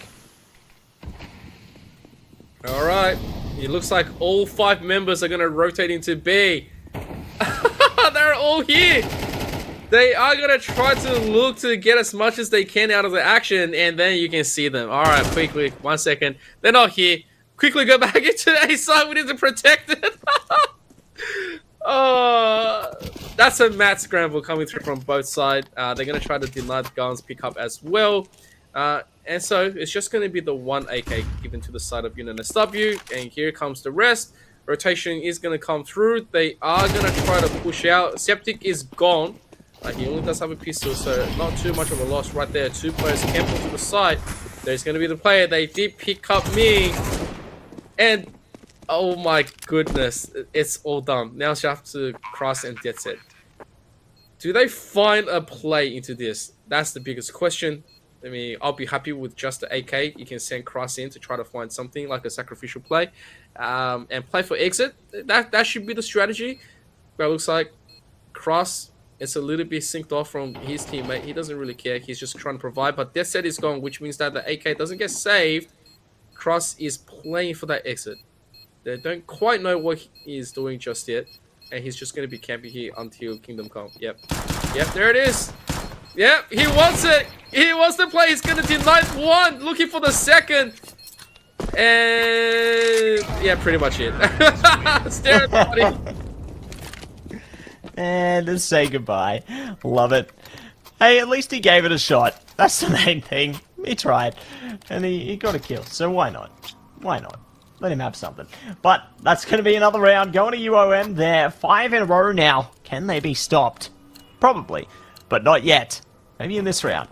We'll see what happens though. CTs, they are able to buy up again. Confident with a full set of util. And looking to use that to the best of their abilities right here, right now.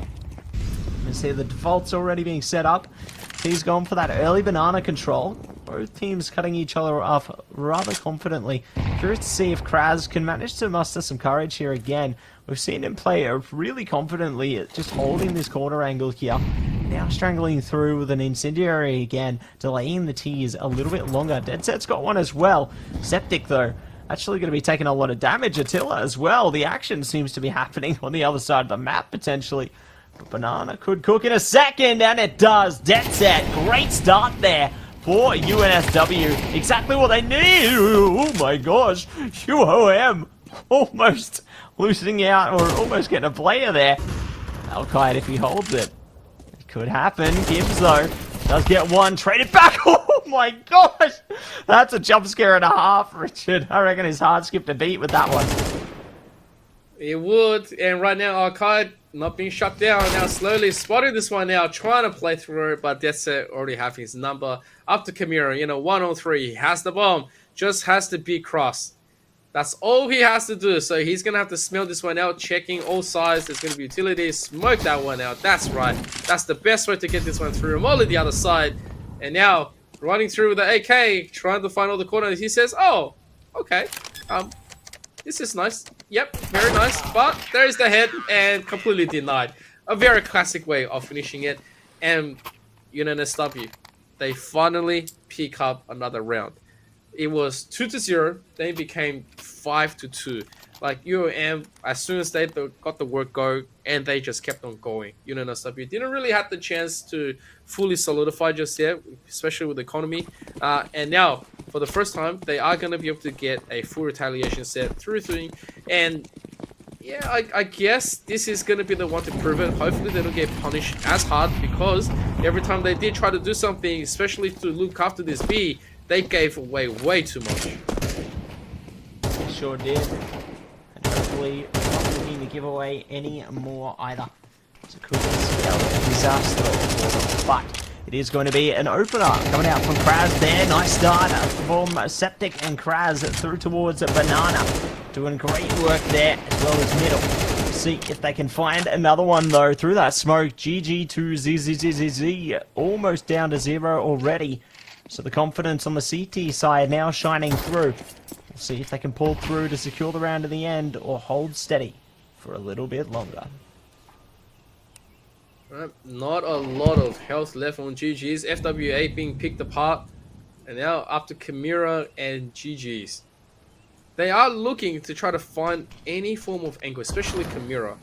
Man has an AK to boot. He still has plenty to play for. Oh, I don't think Gibbs saw him, but then again, Chimera has multiple people looking, and not at the second though. So that's a huge kill. And at the same time, there was no swing from Chimera. And so without that swing, all the rest of Unit and SW, they are going to play back. They said, all right, well, if that's the case, you don't have enough time to play for this one. We are happy to just sit on this and make you push us. And so, 15 seconds left. Chimera does have the bomb. He's looking to try to get something. And he's going to pick up Gibbs. But the time is running out. I mean, there's nothing else you can do. I'm not sure what Gibbs was trying to spot out. Maybe he is trying to at least find a quick kill. But yeah, nothing being done right here. And time ran out.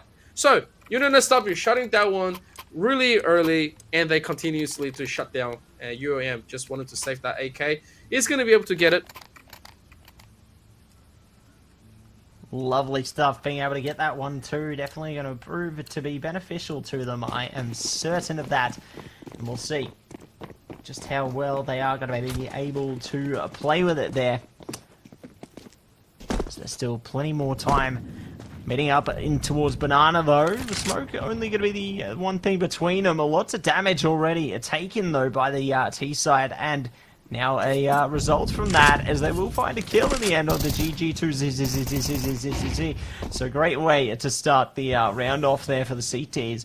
The T's still, though, you know, on a bit of a half commitment. They got those couple of AKs and the rest pistols, so losing one of the pistols, not too shabby. We'll see if they can find something, though, with those AKs. That could be the saving grace for them. Alright, all of them coming through.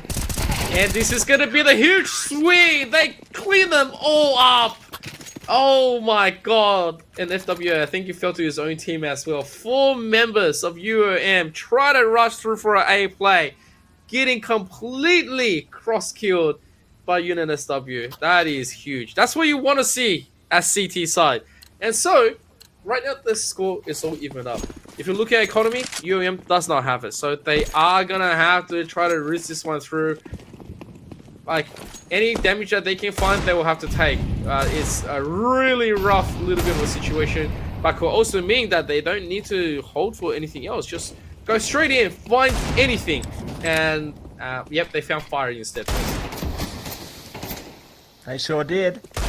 Found a little bit of fire, igniting the desire to get some kills, and it will be a kill for Gibbs to kick off here. Another one to follow, as will be for finding the kill there, traded out immediately, but still on an eco. Not going to complain if you can get away for a 1-for-1 trade there, and GG2Z's can find another as well. Good stuff from the T's, taking out at least 2 out of that one, making it a little bit expensive for the CTs at the bare minimum there. Not a bad result. Not a bad result at all. Okay. And it looks like there is going to be that AWP eventually being picked up by Septic. And do we get a juggle? No, we don't get a juggle. I thought we were going to juggle gun all the way. However, plenty of money, plenty of play. The AWP finds value in Al-Qaeda. He's completely done. And oh my god! That utility damage is huge. But and GGZ2CCZ takes a chunk through this Banana. And they don't even get Cross at the end. Cross is on 3. He took 1 billion bullets to his body. But the man is still living. Fua and Attila. Final members right here. And Cross. When the smoke clears, he's gonna fight Fua. Goodbye. And now up to Attila to try to do it all. 1-on-5 with an AWP. UNSW knows exactly where he is. He has not even made it out. And so he could just be spotted out right here. He's going to find the kill onto Mean. And all the members are going to jump him. And Septic grabs that one. And that is 7-5. And we are going to quickly go into a tech, I believe. Half time, baby. It's half time. And we are back. Hello. Welcome back. It's you. It's me. We're on camera. Hello. No, what a great game so far. Definitely got a lot closer towards the tail end of that one. I thought it was looking pretty convincing towards the beginning there, you know. UM really played well for a while. There was full steam ahead, but UNSW, they managed to get some confidence back in their strides, and they brought themselves back in turn. Yeah, I was actually very surprised. You know, we had a 5 round together by UAM, but then right after that, it was 5 for UNSW. However, it is now on the side switch. UNSW now to the T. We'll see if they're able to remember the strategies that they usually come up with on the previous seasons, even with a new team.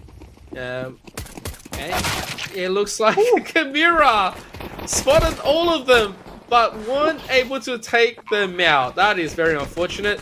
Bomb is being planted. Plenty of more kills on the side of UAM, however. And hang on a second.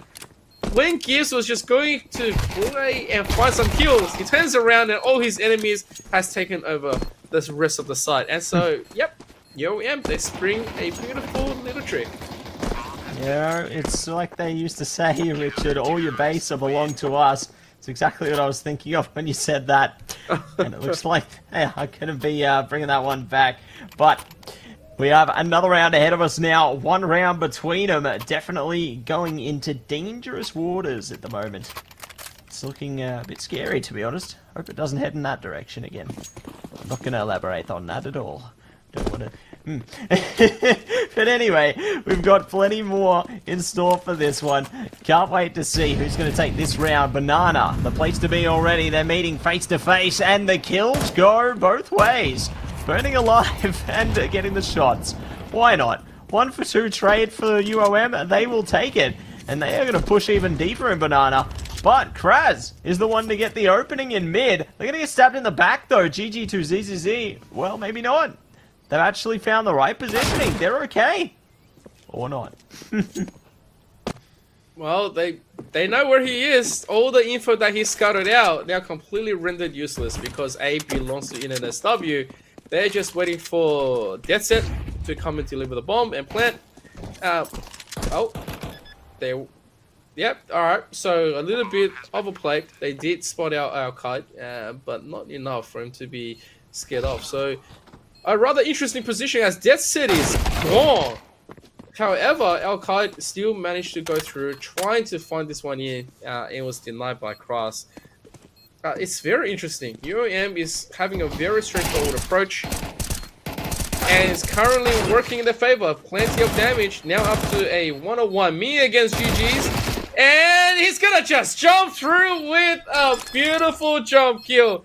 He has a kit as well, and that is beautiful coming in. We're all tied up once again, 7 piece. That's it, baby. It is 7 for 7. We're going to heaven. Love to see it here, Mr. Richard. And I cannot wait to see what else is on the cards here tonight. This is one hell of a bloodbath.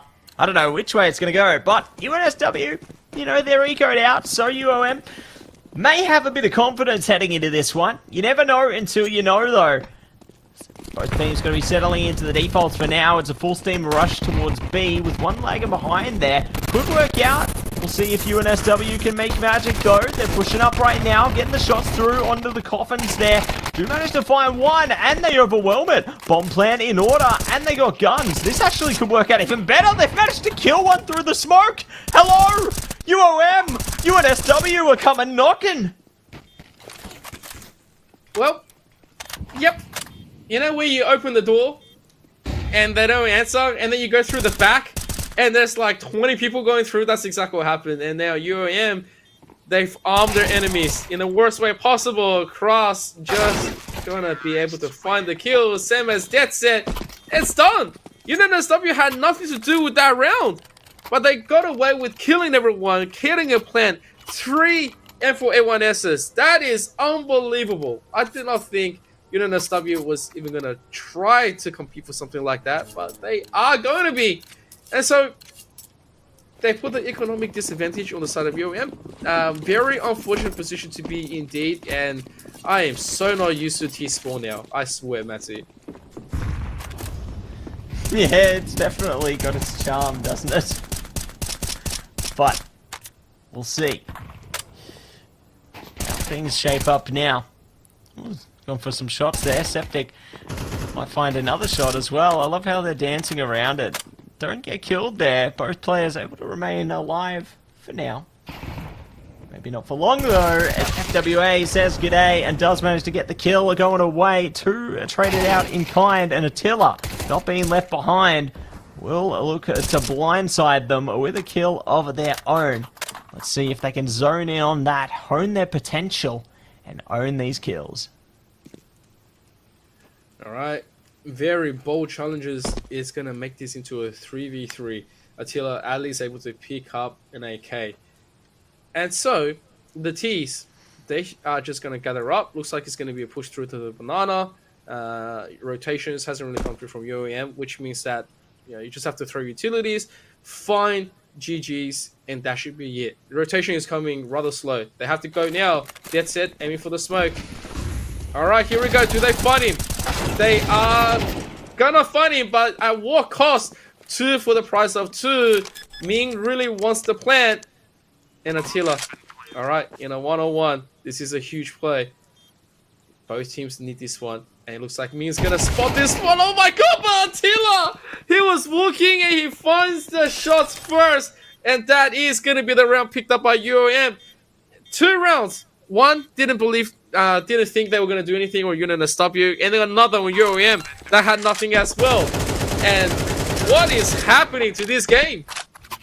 It's all happening, my friend, and it's all happening right now here in the AEL University Elite Series. It's going down. It's like thunder. And I cannot wait to see who is going to own this track. As we get straight back into action right now, just like the Looney Tunes, we are chimed in. We are ready to go. And here we go indeed.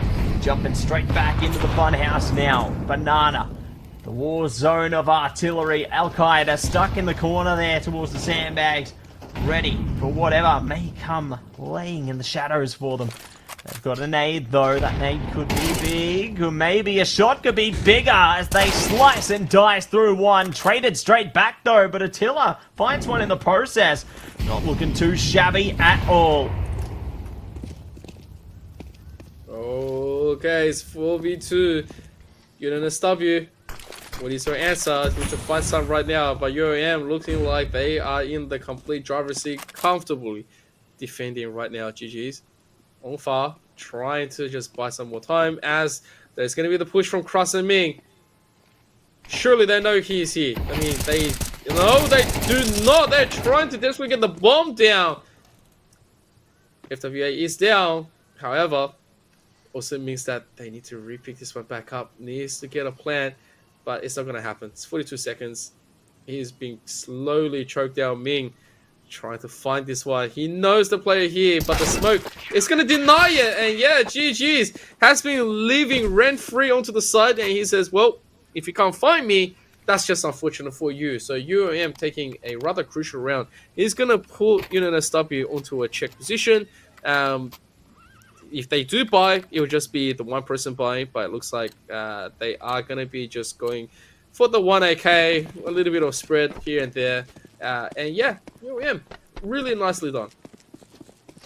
Really nicely done indeed. They have managed to bring their lead back, planting the seeds of hope here as the T's are pretty much ecoed out. They've got an AK, FP7 of all things, and some Tech 9s. It's not looking great, but doesn't mean they've shut their fate down. Taking a lot of damage from the nade early on there, and now the bullets as well. It is a bloodbath in this pincer maneuver right now. But the T's have broken through. Okay. They might actually have something here. unless they get caught out. Still defense on the site for the moment. They got a couple of players they need to deal with here. Shot comes out from Attila though. Shut down by Dead Set. Okay, 2v2. Looking a bit more doable. Flank could be in order though. Al-Qaeda right behind them. Does stab one in the back. Dead Set now switched on. Aware of that position. The nade. Be good. Oh, but the timing not so great. So they have to wait a little longer, giving away their own position in the meantime. Back into it. They know, but no, it's not meant to be. UOM break through the double digits there, and we'll be able to break it in. All right, UOM doing all sorts of good stuff right now. Miracle workers all around, especially when you're gonna stop you push through. Could have been super dangerous, but they were able to clutch out. You're gonna stop you right now. AKs, and AKs. Get them all out there. You get an AK, you get an AK, all of you get an AK. Get all the nades out as well. And I think it's going to be a rather important one. Right? They've been shut down multiple times onto the A play. I don't think they've been very successful at all. It has just been the bane of their existence. B, however, has been their current success. I think if they wanted to do anything, just send the jungle all the way to make all the noise in the world. I think you have a lot more better chance at it. But it looks like you're gonna stop you. They are gonna try to push the issue. Chimera spotting loads of problems right now. Has taken a ton of damage utilities wise. He's gonna try to get it, but Fwa is down and Attila as well joining him. Dead Set prime position to shut down library entrance, but unfortunately looks away at the worst possible time. And so right now, there is the plan. A needs to be retaken by UOM if they wish to push for further advantage. They've been doing absolutely amazing stuff. And so, will they be able to do it? That's the biggest question. Septic has an AWP, just needs one tap. Anything that he gets, and he's already set up in a nice position to play. And it looks like it's not going to be it. UOM completely turned tail and they said, no, we're going to keep our shiny AKs. You can have round number 19, and we will talk about what we can do to maybe compete. But I'm looking at the current economy. It doesn't look as nice. Sure, they're able to get as much as they can, but it's going to be a little bit rough. And it could get a little rougher. UNSW playing rough all the way through here, trying to keep it as close as they possibly can. And they are ready to expand their horizons, even things up for both teams being on double digits if they take this round.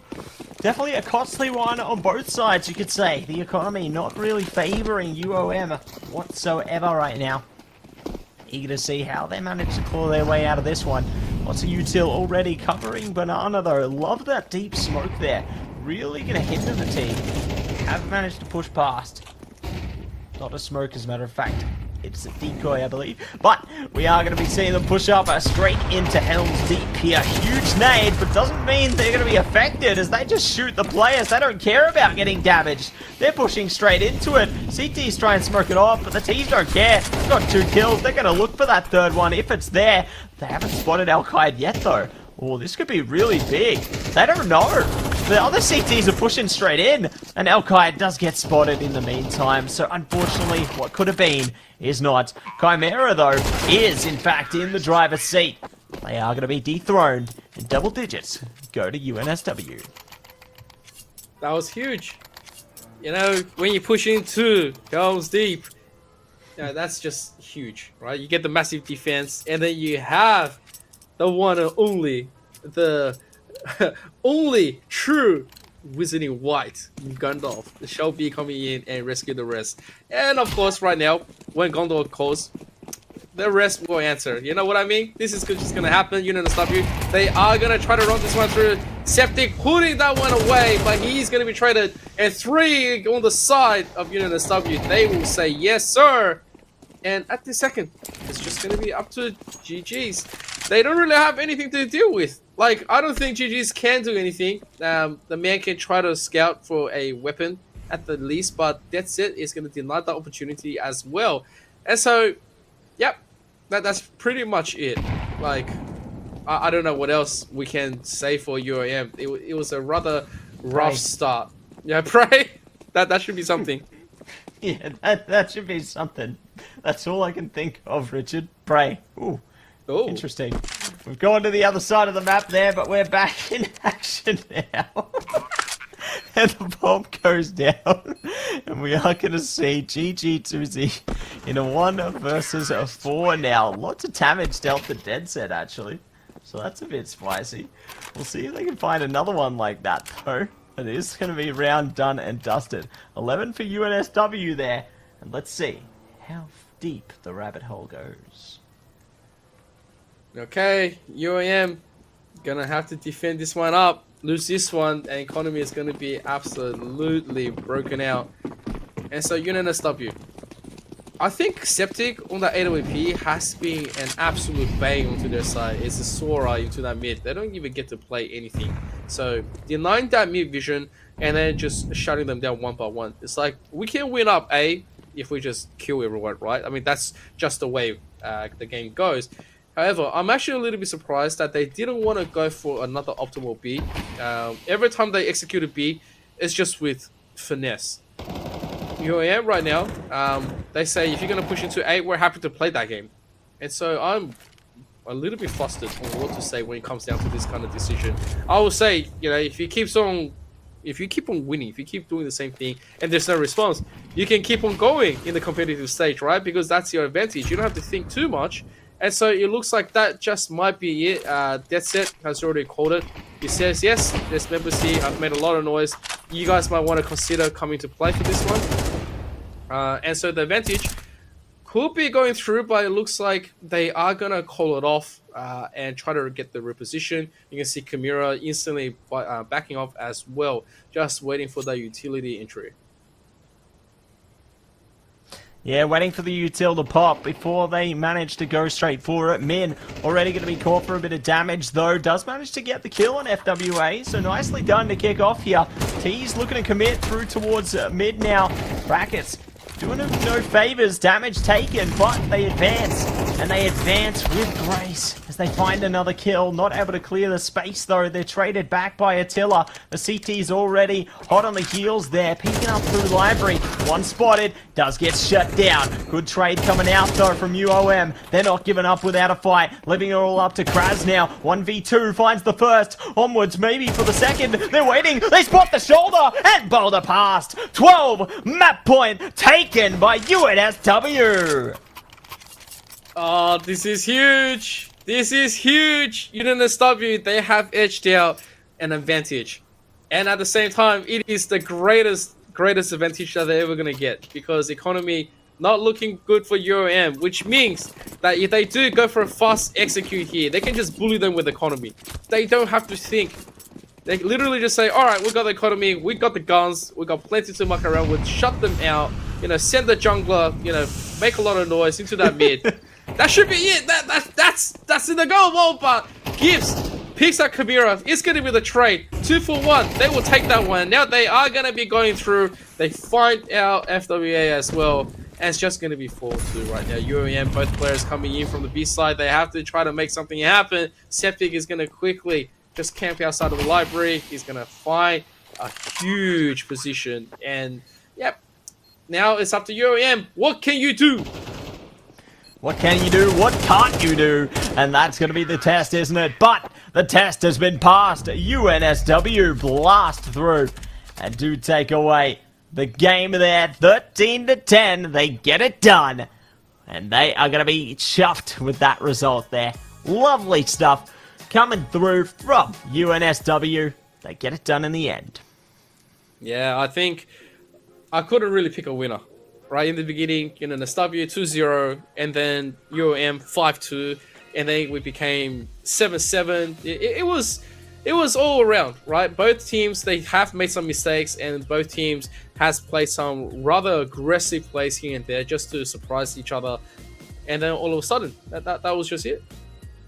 That's just it. That's the way it goes, and that's the way it flows. We're speaking of flows, time is flowing, and we are going to head to a short break while we get this next one set up. Don't go anywhere.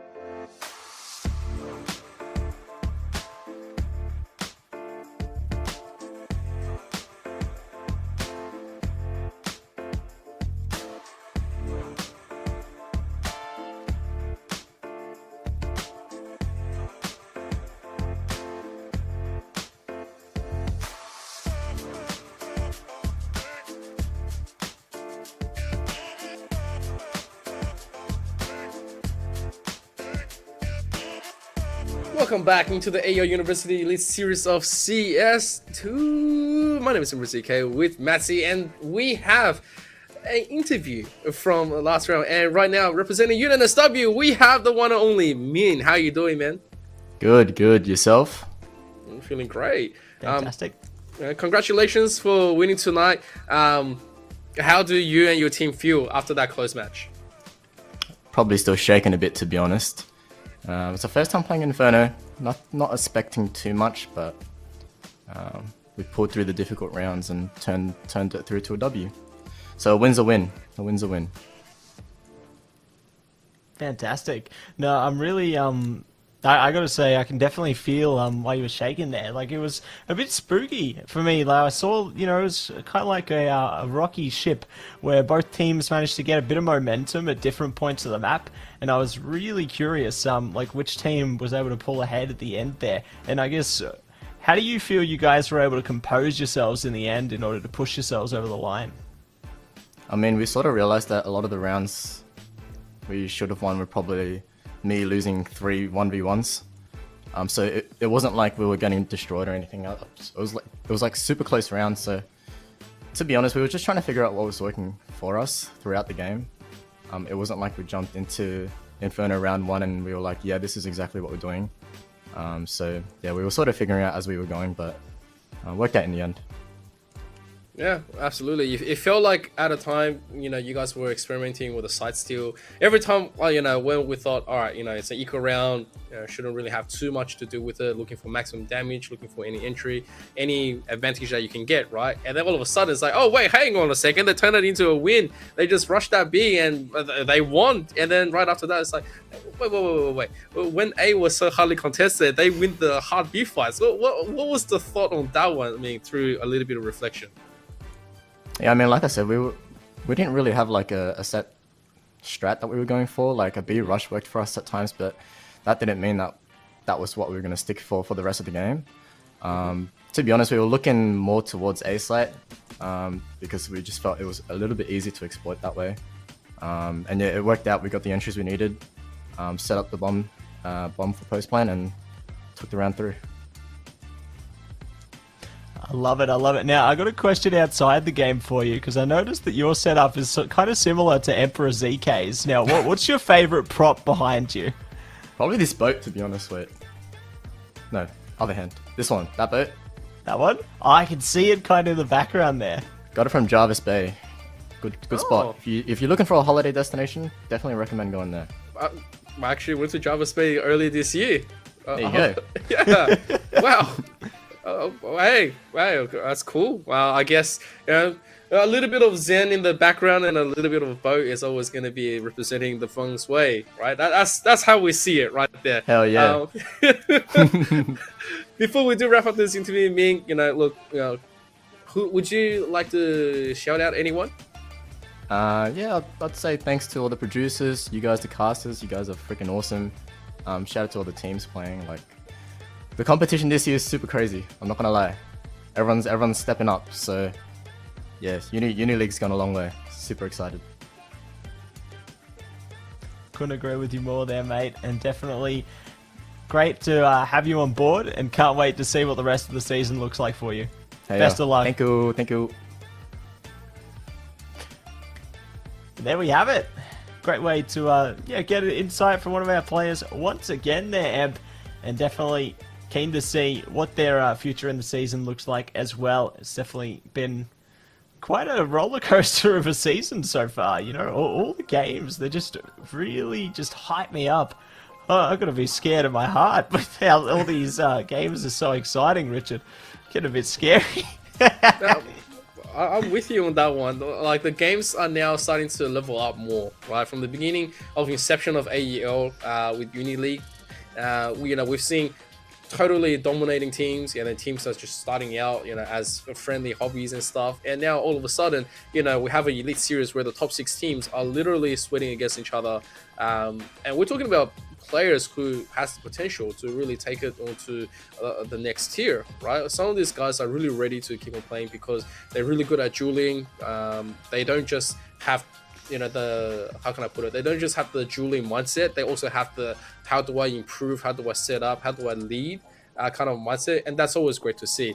But obviously, before we do go forward into the next game and the final game of tonight, we gotta shout out our sponsors who makes this happen. So Matsy, please take it away. I sure will. And to start things off, we do want to say a big shout out to AGON by AOC, the #1 gaming monitor brand in the world. AGON by AOC provide best-in-class monitor solutions for gaming and all other needs. And next up, it is Indomie, the noodle partner. Made with high-quality flour and selected ingredients and spices, a plate of Indomie mee goreng will certainly brighten up your day. Try any one of the flavors available today from your local grocer or at indomie.com.au.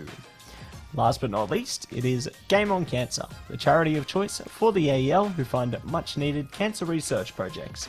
For every student sign-up, the AEL donates a portion to Game on Cancer. So if you'd like to donate, please head to the AEL's Tiltify campaign page, which you can check out through the QR code below.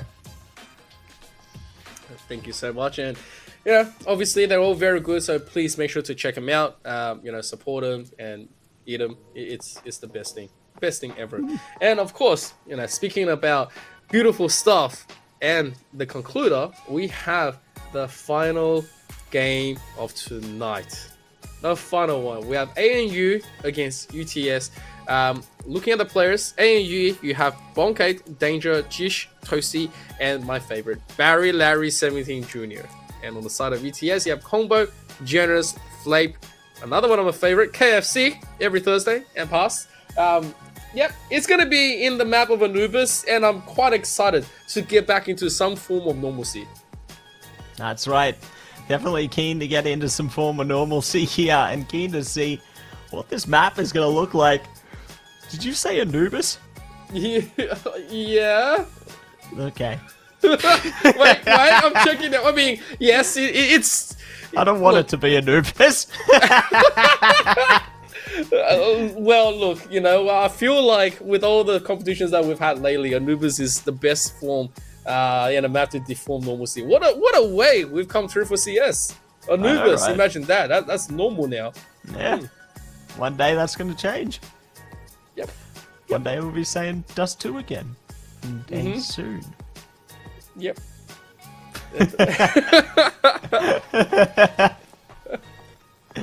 Oh, so keen. But yes, Anubis on its way. Let's go. Definitely love the potential of this map as well. I think teams have been able to really maneuver their way around it quite effectively. They've really, taken it in as their own and just honed in on it. And I love that. And I'm keen to see what the teams bring out tonight when we do dive into Anubis in a sec for ANU and UTS. Yeah, I think all eyes are upon ANU right now, right? We've seen UTS do very well. KFC, Combo, Flame, all very amazing players. They've been able to clutch and hold their own. But the biggest one on ANU is that they have been close. It's not like they've been really completely defeated throughout the weeks. I mean, yes, week 1, they had a really tough one against RMIT, who has been a fanatical kind of a team.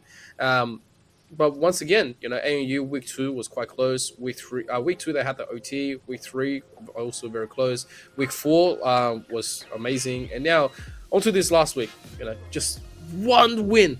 I'm praying for ANU to try to get close to one win. Like, if they don't get it, fair enough. But they've already impressed me just by how much they're willing to learn, sit down, and just get that kind of a groove going. It's like, hey guys, we are learning CS. We've been taught by some of the best through the Elite Series, and they are coming together as a team.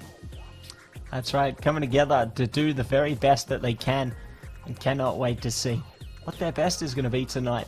Hopefully they can secure a win. I think that would be really big for them. I think that every team deserves to get a win some point during the season, and I'm very excited to see if they can manage to do it tonight, because it's a big achievement taking your first win. You would feel absolutely over the moon with it. No matter what your results are through the season, getting that win is going to be major. Yep, and it builds up. It really builds up. And if history and my memory serves me right, back in the days, remember the Overwatch League?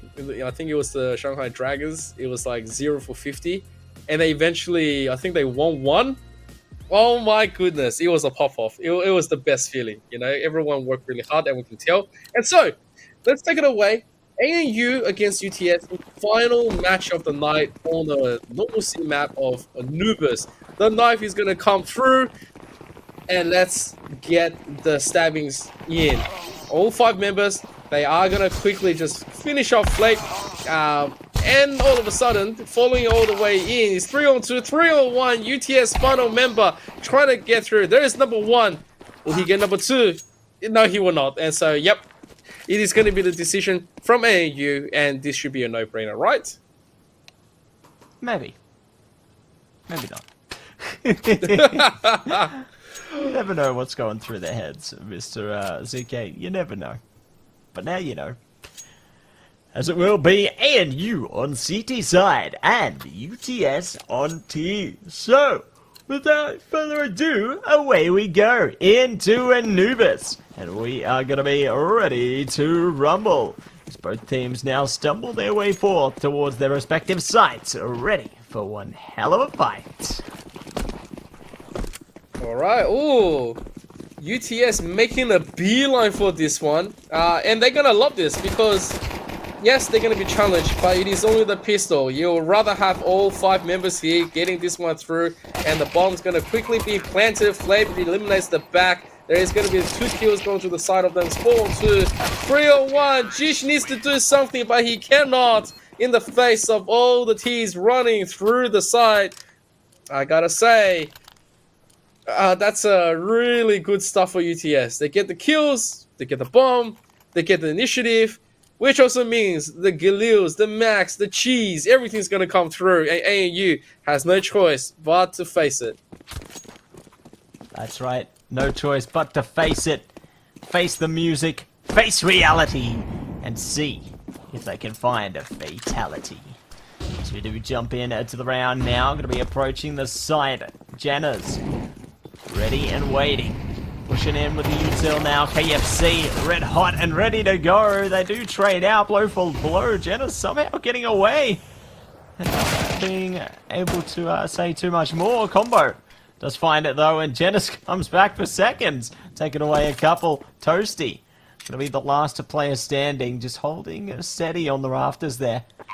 May walk into the crosshairs of one of our T's in a second though, but it looks like then paths aren't meant to meet, or perhaps I lie. And they are, as Combo says goodbye and takes away 2. Yeah, you don't get to say no to that one. Jenna's, got the mag and says, well, if you are gonna give me a pyramid stack, I am gonna go and try to completely demolish it. And so it's a very nice little bit of a play.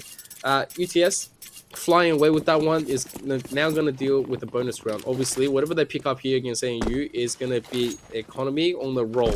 And of course, looking for a maximum amount of profit, you need a plan, you need to clear those conditions. And of course, right now ANU hasn't really woken up to this challenge just yet. Their current strategy is having fun.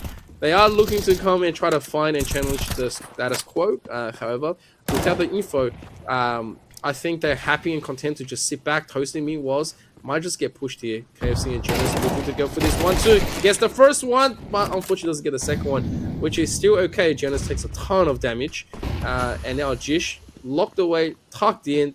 Might have to deal with 3. And he's going to wisely back up, but the timing, it does not favor him. Barry Larry Junior 17 also gone. This is going to beat the sidebar in a long little bit of a duel. Bonke is going to win out. However, the bomb's going to get planted. Up to ANU, trying to even the score. Even the score and see if they're in it for more. As we will jump into this one. Jenna's good shot coming through there. Not going to be able to get a kill though. Pass does get passed on. And it will be ANU taking away the kill and the defusal. Bonk 8. See you later, mate, is what they'll say to UTS there. As they take their first and burst back into the scene. It was a good round. That was a good round. UTS was close to getting that one. But Bonke, their practice, he took 2 huge kills. One at the long distance and one at the final. One has to wonder, what else they've got in the tank, because this is obviously another round of UTS with guns. They've got the buys. This is plenty to compete with. Bonke is going to try to cut this off really early with the molly. Unfortunately, no one is going to be around to find the value. However, they have identified that there is going to be at least a little bit of congestion. Pass is going to eventually challenge Bonke, but they are going to be taking a very long fight. Hosting me once walks into the smoke, trying to play for this greed. Barry Larry, down to 36. And yep, Toasty working through over there without info. And KFC was going to clean it up. Unfortunately for them, they are not just going through and Jish shooting pre-fire, but didn't work out at the same time. Very unfortunate situation. After Bonke by his lonesome self dealing with 4 members of UTS, this man can't really play right now, but he can at least save the AK. Yeah, saving the AK is important. Wouldn't you agree? Mm-hmm. I'd save the AK. It's going to save themselves there for a second, leaving Bonk 8, and they may get caught here.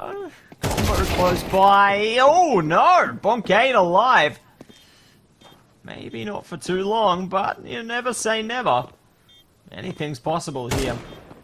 And let's see if possibilities will be realities as Bonk 8 goes goodbye. So UTS bring themselves back and take their third. It wasn't a bad idea. It just wasn't a bad idea to try to get that gun down. You want to deny as much as you can. But obviously, they put themselves in a rough position as well. No backup. And so, giving away 2 for the price of 1. UTS will take it, right? Because they're in the driving seat. They have plenty to play around with. ANU now.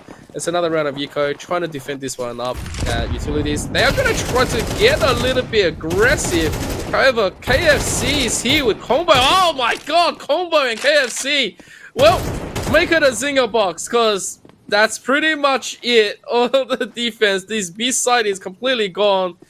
I mean, what else can you do? It's just danger now. Danger as well. Yeah, he's at Spore. He's looking through the waters. He's actually sort of just contemplating what to do with life. Pretty much thinking about what he's going to order in the menu as well. That's just like, yeah, that's very nice. There's a lot going on in there, isn't there? There's a lot of processing.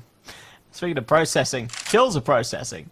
In favour of danger, they have found 2 with that deagle and no more. Number 4 will be found by UTS, so definitely playing confidently and playing strong the whole way through for now. We'll see if ANU can muster some courage and bring themselves back, however, as it is going to be tough times ahead.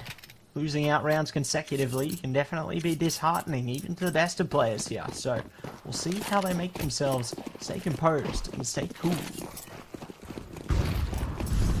Okay, a beautiful gun round. ANU has to get something done, but Danger is not gonna get that one through. And this is a little bit rough.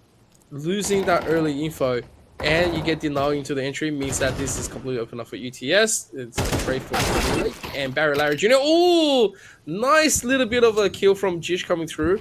So this is very effective. It's a 3-on-3 combo, trying to find any form of damage, trying to bait out a little bit of provocation. All three members trying to go for this B push. There is going to be Toasting and Jish. And so when we come down to this one, right, they just have to set up one smoke. Unfortunately, they didn't get the setup. This is the worst kind of thing to show up. As combo, it's a nice flash, and he's gonna get the spray down at least. Opens the side up. I mean, it wasn't the cleanest execution, but they will take it as it is. Bonkate, that nade goes through. Yep, see you later. And now it's a one-on-one. Bonkate against Pass. He needs to spot this one out. Pass in the prime position to get it, but doesn't clutch out. That is unbelievable work from Bonkate. Unbelievable. I can't believe it. Amazing stuff. They managed to clutch it out there. And they will be good to take their second. Bonk 8. Shutting the gate on that one. And getting the job done. Nicely done for ANU. Putting themselves back on the map here. But UTS, considering their consecutive previous wins, have managed to build up a pretty solid economy here. Flape's actually bringing out the Krieg of all things. You don't see that every day anymore. Curious to see how it's going to play out for them. Full kits of utility on both sides though, so we'll see who's going to be able to land the first blow here.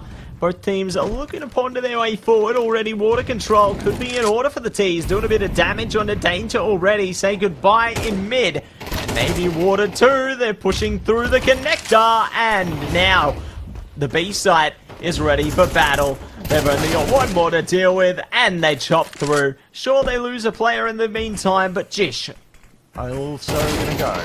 And speaking of going, it's Bonkade again, and he's ready to clutch. Will he do too much? Will he do too little? It's going to be not much, as Jennings gets the kill and takes 5.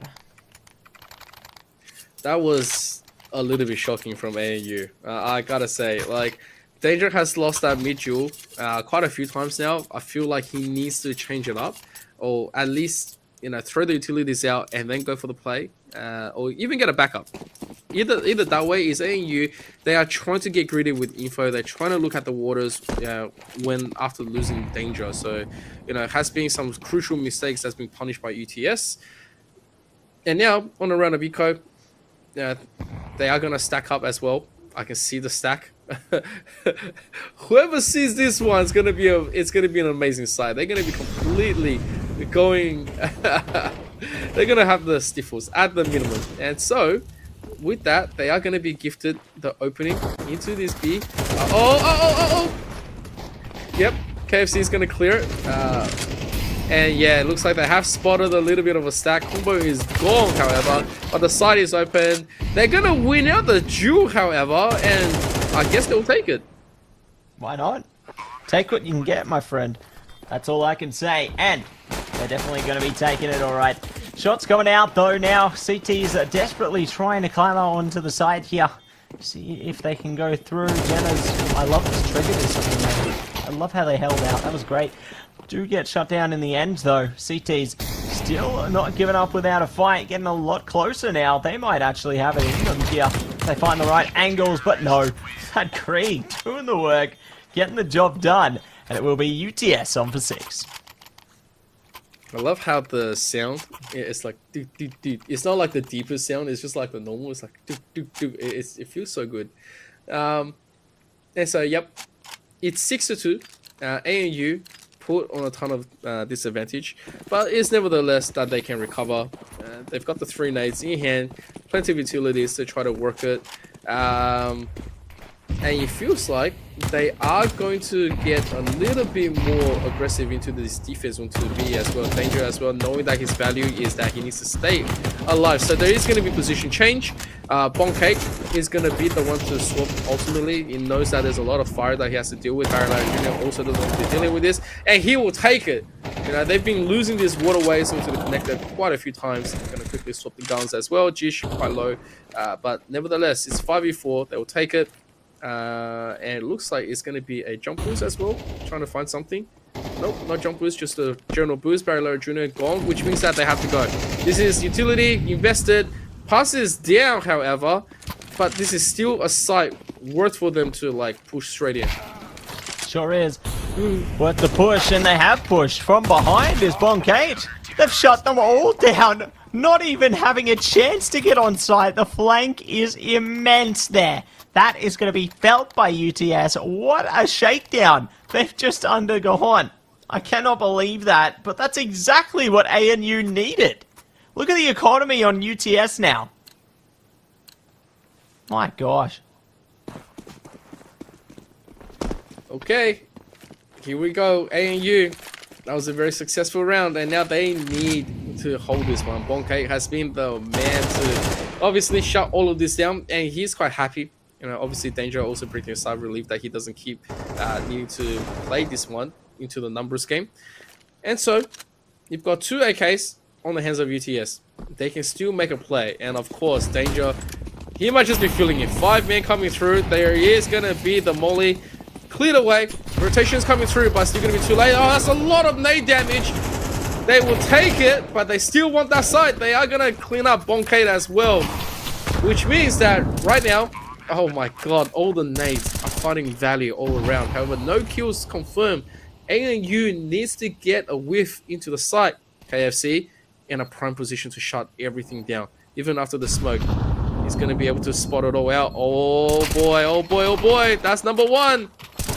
Yes, he's getting to him, but that's still not enough. And that is it. KFC and Kongboy clean out the rest, and a huge UTS win.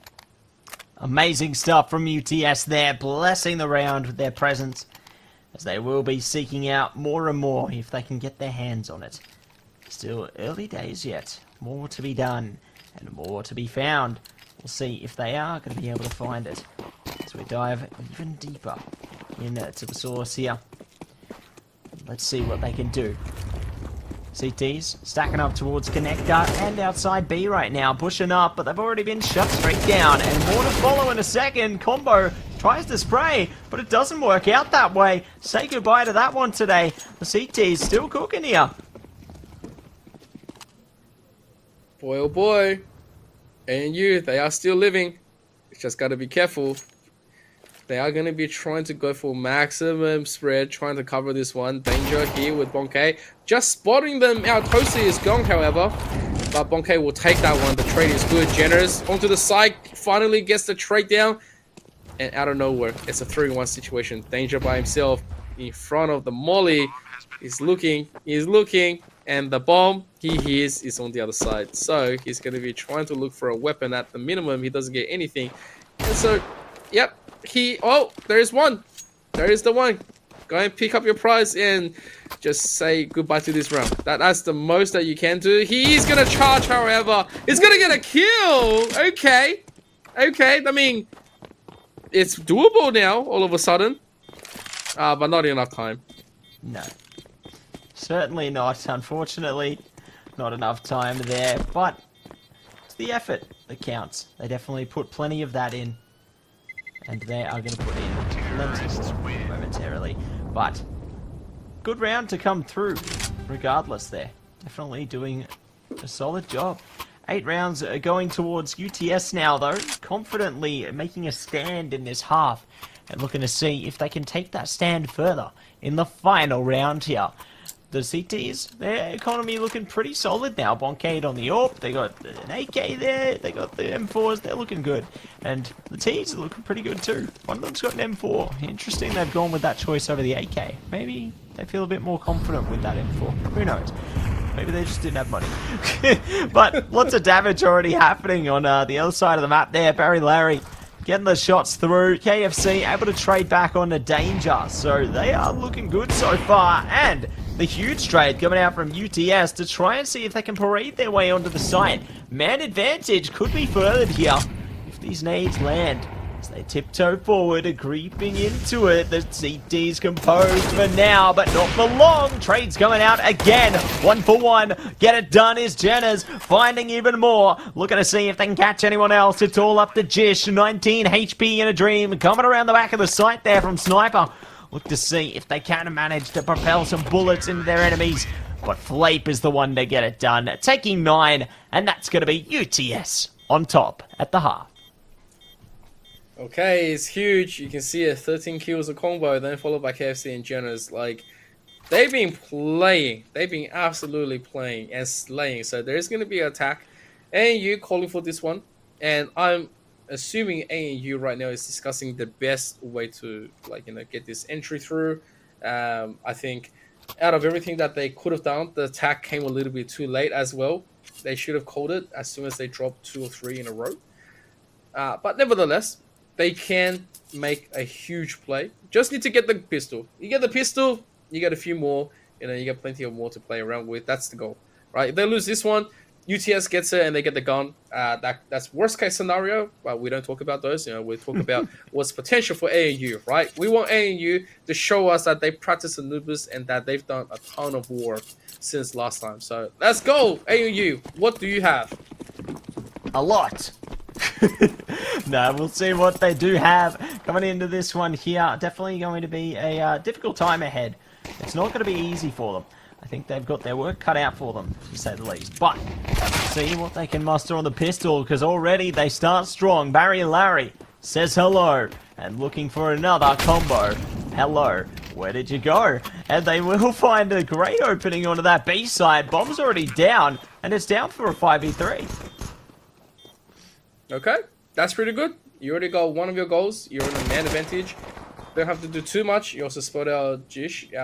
Okay, Danger and KFC being traded right here. Jish. Yep, they win. They win. And Jenners has the Berettas. Let's go. Let's go. Come on. What do you have? What do you have going in from behind?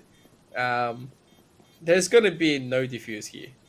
So ANU, they are going to be gunned up. They're going to have plenty to work around with. And okay, looks like we are going to be saving the Berettas on this one. Yep. I will do the same. I will not give this one up. No. Why not? Give it your all, man. Do everything you can. Power to them. And power is what they need right here as they power ahead into the power of sound. Looking to run in to the 90s and take it all away. Let's see if they can do it all today, though, as we jump into round 14. And we do have the T's all looking to stack up towards the A side this time. We haven't seen too much presence towards A that often, but it looks like they're going to get a free site. So they would be absolutely wrapped with that. That's very interesting. The gamble on B didn't pay off? I guess this is just gonna happen. The rest of ANU, they spot out the rest. Bonkade is gone. Yep. Yes, and TFC, but they are gonna be trading. It's trading 1-for-1 right now. Guns are gonna be gifted over. P90 on the sprite right here. Yeah, pick up that P90. It's still 1. How did it happen to this? And there's a nade. And there's a nade. Do they find it? Yes, they do. And the P90 reigns supreme. You beauty. But yeah, it's going to be a victory to ANU because you can't defuse. And they'll take it. Maximum damage down to ANU. However, the win is going to go to ANU. So, yep. That's actually pretty good. Yeah, can't argue with that. Looking pretty solid. We'll see if they can find another solid outcome on its way through into these next few, though. Definitely not easy times ahead, to say the least, but ANU at least have themselves on the map. That's exactly where they want to be, on the map, and ready to tap away at the heads of their enemies. And let's see if they can find a head ready and waiting in this round here. Already peeking through the water, Danger and Toasty get themselves on the board, looking to hoard their way towards many more kills here. Okay, many more kills is what we want to see. However, ANU, they have yet to make a huge dent just yet. They have cleared the water at least. Toasty just needs to get one flash in and just rush in. That's all he needs. Okay, here we go. There is the flash. They are looking. Barry Jr. is gone. And there's going to be a quick round. There's everything that they can do. Pass doing everything he can. Gets a trade at the least. And so it's a 3-2 situation. They're going to give a little bit of a play. And Combo's going to get a drop on Bonkai. They will take it. And now Combo and Flip. 1 minute. They just need to find some form of injury. That nade is value and a half. He finds another jewel right here, but he paid it with his life. Slave comes in, and they are going to find it. It's a huge win. Recover the AK and get a few shots to the body. And yep, this is going to be the defuse. UTS, they defend that one up spectacularly. Yeah, well played by UTS there, taking themselves to double digits. The defense pays dividends, and they will be one step closer to a potential victory here. ANU definitely doing a great job to keep themselves in it, though. They've managed to advance forward, find some pretty great rounds, but they just need to take a few more in the same fashion if they want to have a chance here. Otherwise, UTS are on the warpath. It's going to be a challenging time indeed. Speaking of, KFC already a confident start there. Great shot. Getting a lot of chip damage onto the other players on ANU as well. They're ecoed out. They're already damaged from the get-go, and they're taking a lot more. 1 HP on KFC, though. Incredible they didn't get that kill there. You think maybe it was possible, but no. Maybe one more shot is all the T's need, if they can find KFC, that is. And KFC, not really near too many of them. Maybe might get something, but nope, not going to happen. Jush is hidden at the moment. Hidden away in the corner. No one looking to get them yet. I guess it gives them a little discussion time, but still. It's a tough one, my man. Well, that's pretty much it. That's a rather rough one. We're in round 17. It's 11-5. ANU, they have managed to pick up 2 rounds on the switch. And now they have the guns, but the entry is not really good.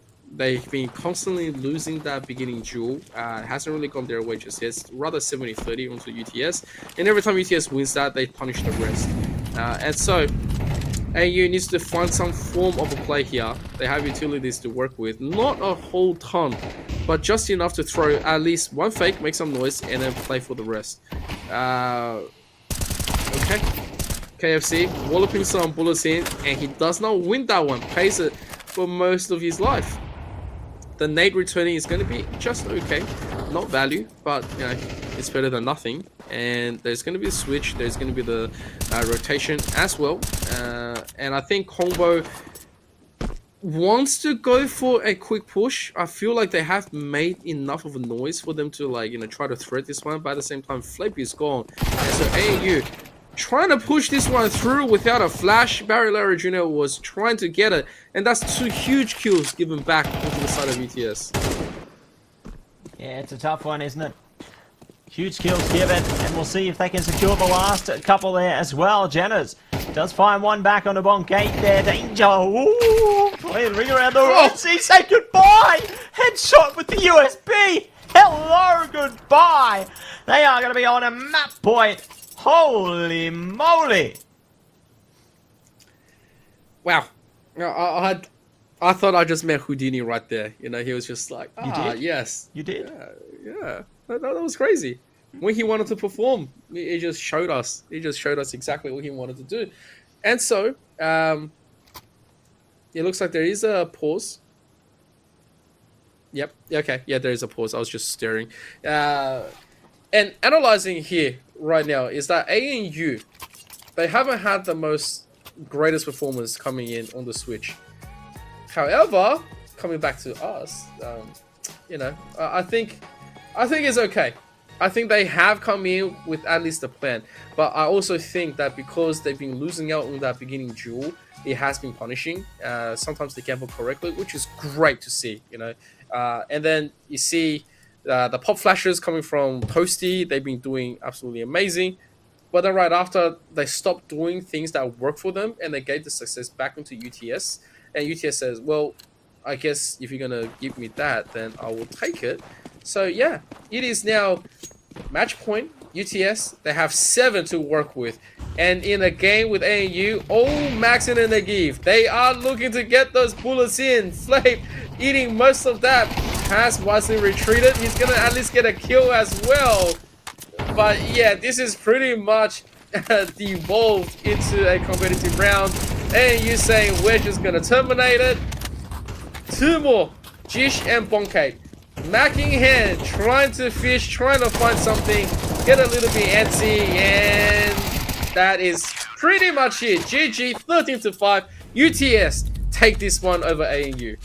They sure do. UTS pulled through in the end there. Confidence is key, and they will come through with rainbow colors there. Take it away.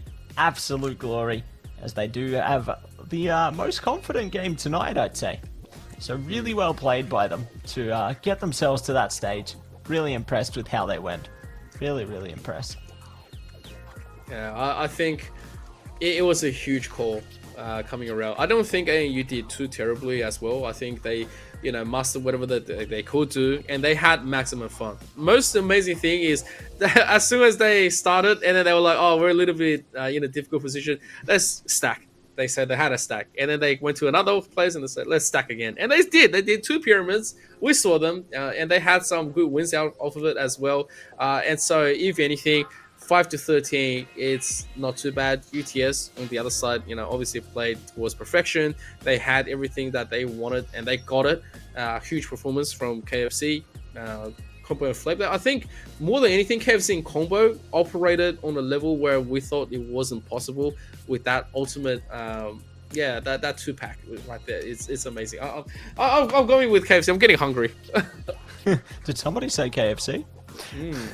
And speaking of getting hungry, I'm hungry for these results right now. As you can see, the night shaped up, starting off with a bang there. RMIT taking away their series 16-14 in overtime. An incredible series at that, and definitely goes to show how far these players have developed through the seasons and how far they are yet to go.